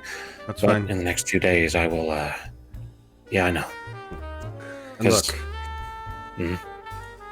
my mind is a complex web of shit, but you're more than welcome to try and weave your way through it. I am an open book. Pry away. I have nothing to hide. Okay. That's good to know. I like that. That makes you more trustworthy. Arthur is looking for a new therapist. You can trust me, Artemis. I know. You all can. One thing Maybe I wanted not. to bring up. Maybe not the fairy, but that's for strictly personal reasons. She's yeah, okay. It's a mixed bag here. I know what you're saying. One thing I wanted to bring up while we were talking, but I'll keep it brief. Regent knew how to use that item. That was Dunamancy. That is incredibly powerful magic, and he put it on and used it like it was nothing. We need to watch him. Yeah. Like I said, I am very short on trust with this new branch, and I really do feel like we're only given half the information that we need. Oh, 100%. And just by calling it a test, I'm sorry, but what kind of bullshit is that? Like, why come to our individual agencies, recruit us to then test us? Like, it makes no fucking sense. They pulled out people from agencies who have black records that they can do things with no prior engagement, and they can wash their hands of us if they need to. We are a suicide squad, and I don't like that. I like to think it was more of a homicide squad, but that's a whole different thing. That's a different kind of crime, but we can do that. You guys continue on your way towards the street. As you're walking down East Street, Jax and Lumiel, you guys are sort of walking out in front. Jax, you're kind of looking around, and you do notice that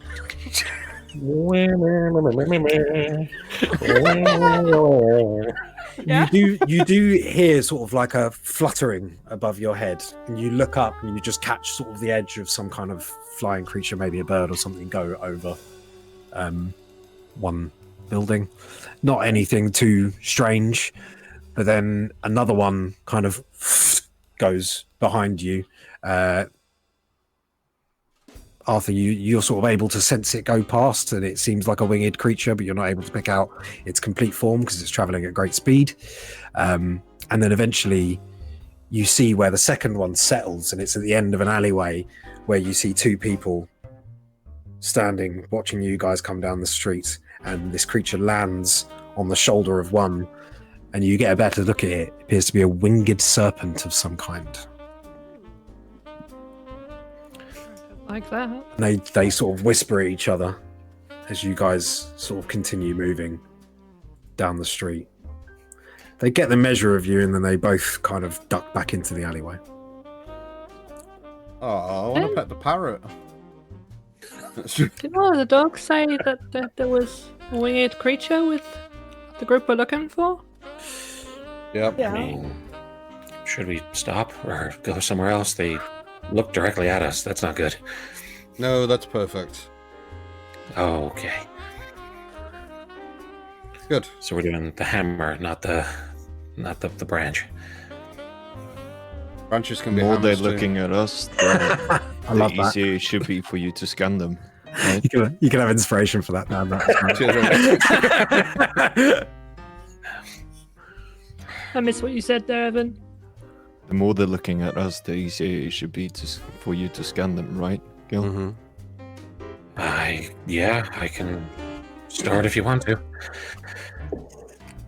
How long sort can you of- keep it up? You sort of get down the street parallel to the alleyway that they were just walking down, and you see them walking down into the alleyway and turning right into a small sort of other alleyway. How like rough distance? How far are they? How far is that alleyway between from us now? How far do they travel in the brief amount of time we walked between there and there?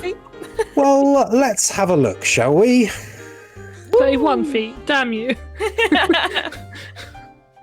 So you guys, having walked down sort of the main street, which is in this area here, they were standing at the entrance to this alleyway here, and as you sort of crest this part, so you're sort of over here in the street, you see them walking down here. Okay, so they're going sort of southwest then. Yeah. Cool. Let me just put your tokens out. I just kind of turn to the group and go, ready? Set. Time to Cool. branch some nails. What? Jax is kind of looking around going, these are not regular call signs, and is going to go up onto the roof of this building here. Jax is like, This is not how it's done, but okay. Jax has known so many call signs in his time, but he doesn't know ready, set, go. You guys move tokens. You see what tokens do? Yeah. You probably, Everybody's moving. you could probably move each other's tokens, so please do not do that. Yeah, show me where you guys, how you're approaching. Get off of me. I'm going up. Dan, I know that was you. Okay, right, I'm just gonna... Sorry. Right. If Jax is going up onto that roof, Lumiel's going to fly onto this roof. Okay. Arthur will begin to walk down this alleyway and then start walking this way. Okay, And cool. once I've hit 30 feet, I'm going to action dash and begin to round that corner and All right, off. cool. Okay, let me set up. So I'm going to go to like there or something. Yeah, that's fine. I'm just going to delete this quickly once I figure out how to do that. Right, so now. he fucked off. Well, right, I guess you're with me then, Gil. Cool. New team. Arthur, as you start to run around, you do see someone is standing there, Mm-hmm. and they see you approaching, and they duck back into the alleyway. I'm going to kind of call out and go, hey, wait, wait. As you sort of get to the end, they poke their head back round. And I begin to like slow my pace and kind of hold on to my ribs and just like, wait, can you help me? wrong place for help, my friend. Please. And I'll kind of like just drop down to my knees and like hang my head down. You lot, we've got an easy one here. Did we hear this? Yes, you probably would. The guy is shouting. Another guy pops up, and then next to him, fluttering on to the We are guy's shoulder. Getting closer. Okay, what are you guys doing on the roofs? So I am going to. I assume these are kind of like slightly slanted roofs. They are indeed. So I'm going to kind of lie down on my front with my rifle positioned along the apex of the roof. Mhm. And I'm just basically taking a scope of the area and seeing what I can see from up here. So at the highest point I can get on this building. Okay, yeah, sure. So yeah. right on the crest of it there. Okay, make a perception. Make a stealth check for me, and then make a perception check. Stealth. I don't want to use that dice. Lumi, what are you up to? Vibes. I can't hear you. I think you're muted. Right, yeah. So I'm on the highest point of that roof, and I'm on the swivel trying to look out for anyone else on rooftops that would put us in danger. Okay, perception check for you then, please. Okay. I got 15 on stealth. 15. Okay. Perception. Not 20, 25. Very Nice. nice. Okay, right, with that, we can just fucking get rid of this then. Yeah, be gone, fog of war. I see all. Ooh. I see a few people. Okay, Got a so you 26. do see there is a little gathering. 26 was your perception, yeah? Yeah. Okay, you're a little bit further back, so these guys here are obstructed by this building. The main thing that you see, Lumiel, is posted up on this tower. There's a tower on one of the buildings. There is a winged serpent atop the tower in a sort of lookout position. Jax, you look down sort of this alleyway here, and you see this collection of people standing around. One of them has a winged serpent on his shoulder, the other two do not. But you do see another one sort of flying around between them, kind of thing, and eventually it just comes to settle on one of their shoulders. But it doesn't seem to be hanging around. It kind of just seems to be flying around, maybe chasing a rat or something like that. Okay, and these guys seem to be responding to the call. A couple of them turn to here. This one here sort of walked up to respond to his friend, but this thing, this winged serpent at the top, it appears to it's sort of sitting there like craned neck and its wings out like that, like almost like a gargoyle, and it's creeping along, and it turns and it sees across to both of you on the roofs, and it kind of lets out this that. And I don't know how a winged serpent sounds. Just like that, Imagine brother. some way. Like that. That was perfect. That was great. That was Jared, creepy as just all the way. fuck. Please don't do that again. All these guys turn to look up at it, and This then guy's actually quick. begin to move a little bit and sort of get into a ready position. I'm not sure what the signal means, but Arthur, these guys come out of the alleyway as you kind of walk up to them. Oh, so I will stay where I am. So I drop down to my knees and stay there and just kind of go, Okay. help, please. This one stays in the mouth. This one comes up to you and grabs you by the back of the shirt to try and lift you up. Let's see what he's got on him. As he does, I stand and drive my greatsword up towards his fucking shin. Okay, make an attack, please, with advantage. While this was all happening, what were Marcus and Artemis doing? I think we were moving up, hearing the screams. But I would stay close to. Is it a natural 20? It is. Get that 20.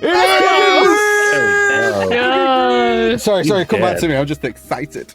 Yeah, that's fine. I think I would just make sure that I stay close to Artemis.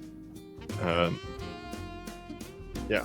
But Gonna be meat you're staying back and concealed. Yeah, you're not running up to where Arturius is. No, I mean, don't sort think of peeking around from the corner to sort of see what's going on. Artemis will look to Marcus and go, I mean, I'm not really built for, like, getting involved with people. I can do it from behind because I got stronger mind than my body. Do we need to help him? Do you want to help him? Should you help him? What are we doing? At this point that this discussion is happening, you see Artemis whip the greatsword off his back and drive it up through the chin of this bloke. What was your... I just turn to Artemis and go, I don't think he needs help. 8 doubled 16 plus 4, that's 20 plus a chunky crit. Yeah, okay, roll your chunky crit. I just need to find... Can you send me the link to the chunky crits again? I've just been looking through... While this is happening, Lumiere would send a quick message to Artemis and Marcus, just saying, I think we've been made by a sentry. Fuck. Oh, that message arrives but a couple of moments after Arthur has driven his sword up into this guy. So what did you get? Chunky crit. Yeah, what was your chunky crit? A 20. It's another 20. Chunky crit! Yeah. Being a player again, Dan. Okay. Has its ups and downs, I'll be honest. Roll another 2d6 for me. 9. Okay. It's a lucky blow.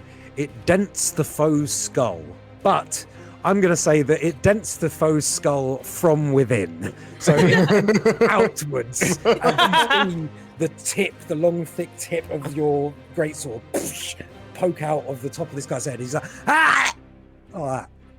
And I just kind of like, throw him to the side and drop down and go, oh no, it's you that needs help.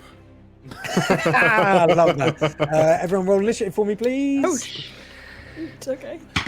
Oh, no. Ooh, okay. Had the little thing where they're like crossed out.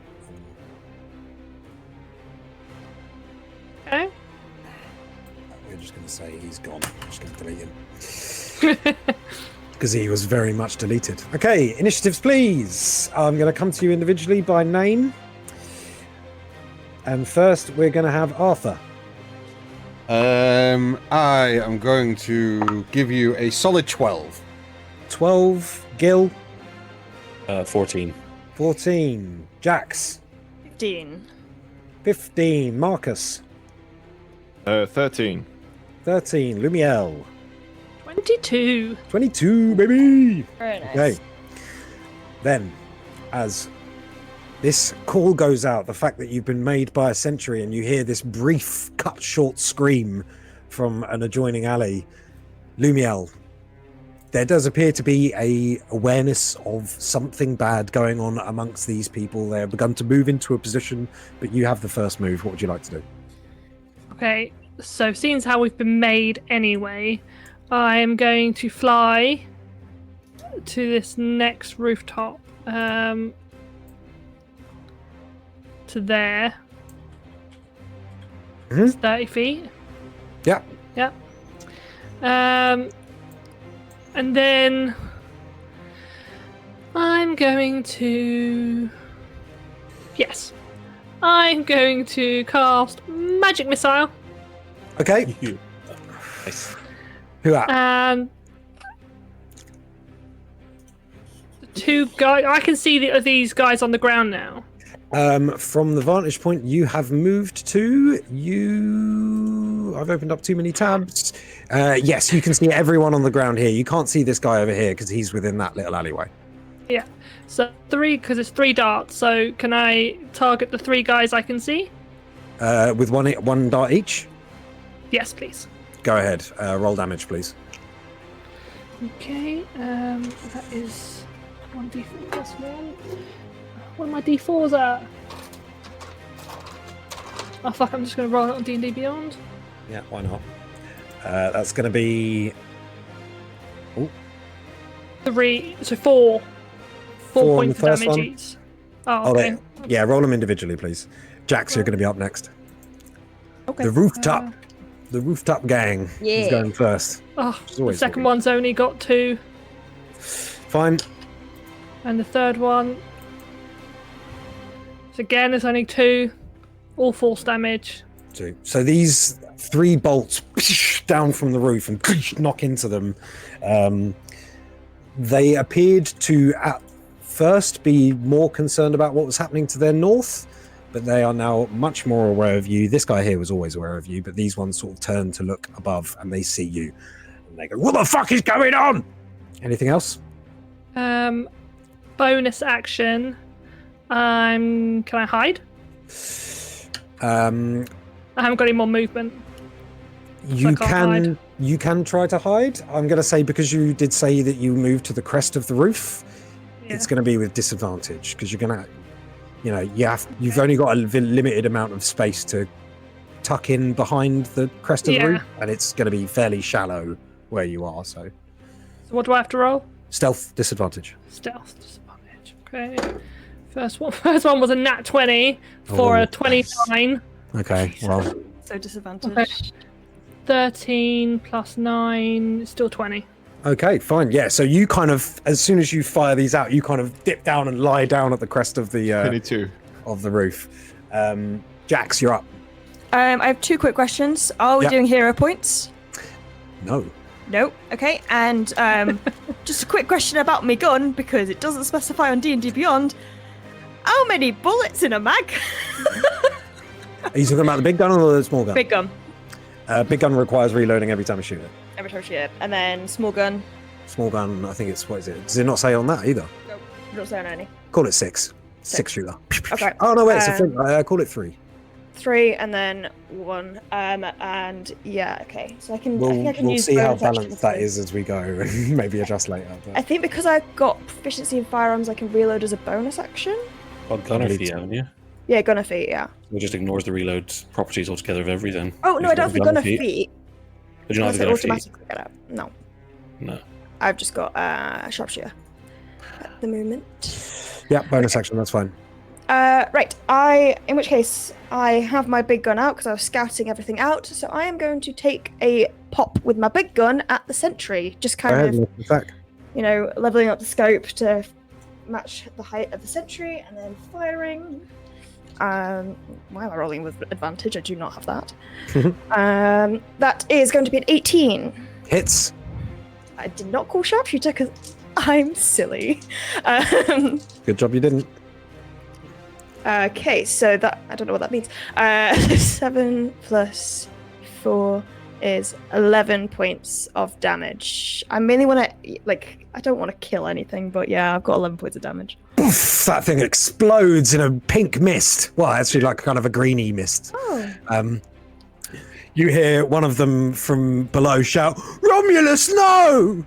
Romulus, no!" Oh, you're killing pets. I killed Romulus. You did kill He's the Romulus. first Anything of else? many. Anything else in your turn? Yeah, bonus action reload. Cool. I'm not going to aim for any of the pets again. I want to. I'm going to do a cold shot. Okay. And basically, what I want to. This is more of an intimidating shot. I want to graze right past.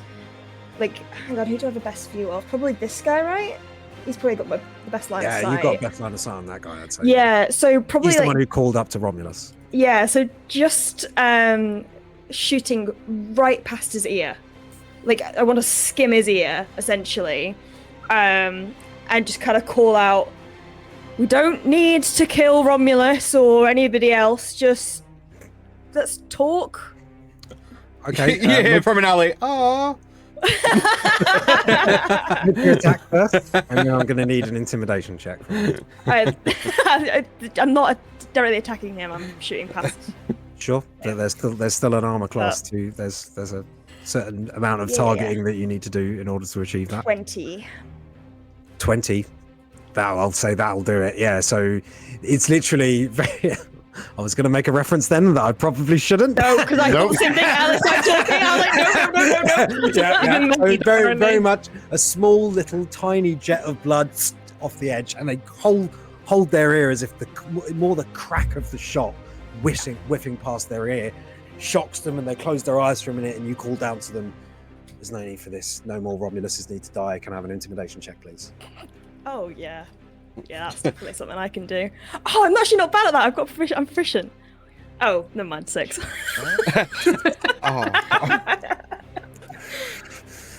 You're gonna have to aim better than that, you fuck! I missed on purpose. Yeah, that's what they'll say. And I am just gonna move 5 feet down to get some cover from the slant of the building, and then that's me. Hey, Gil, what's your dex? My dex. Yeah.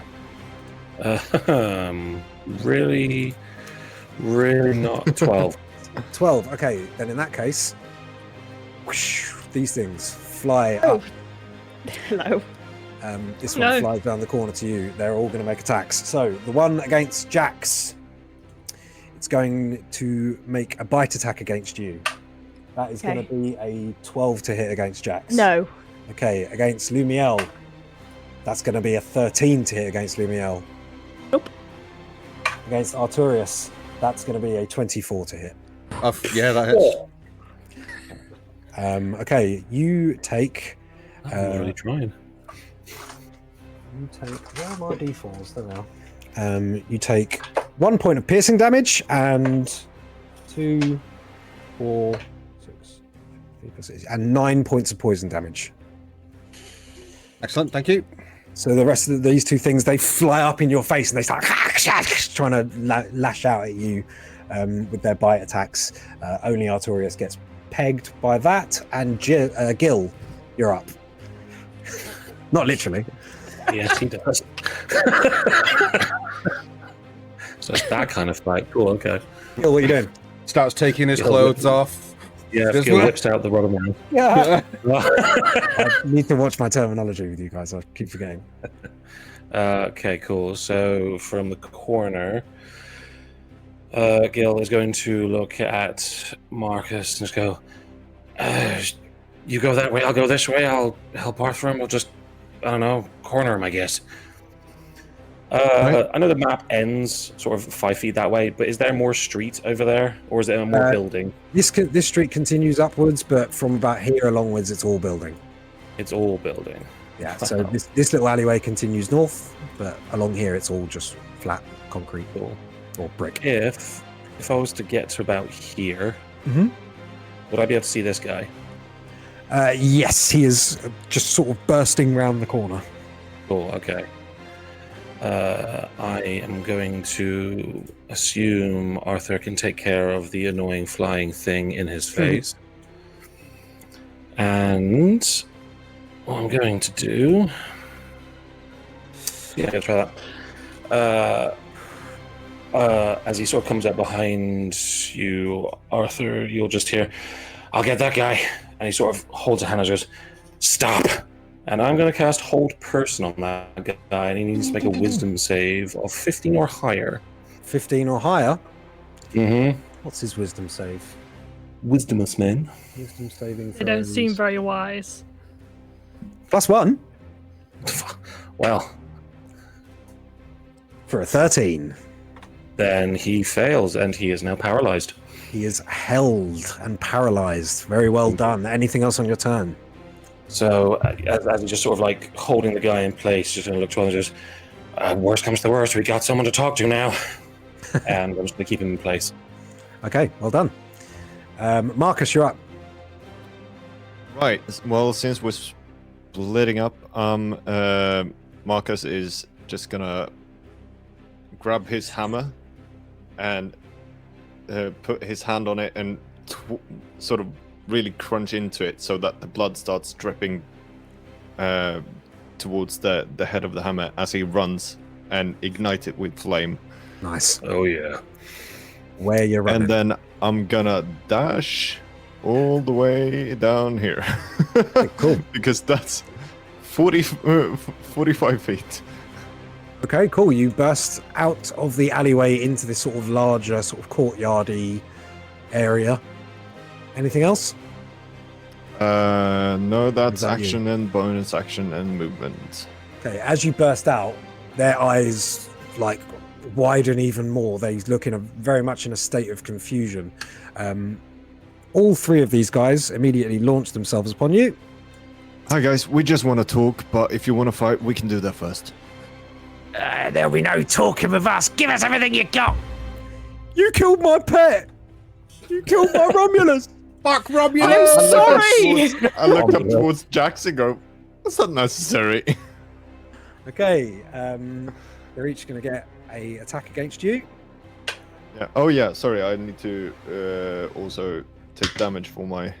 Ooh. Ow. That's not good. For my Crimson Right. I took 6 damage.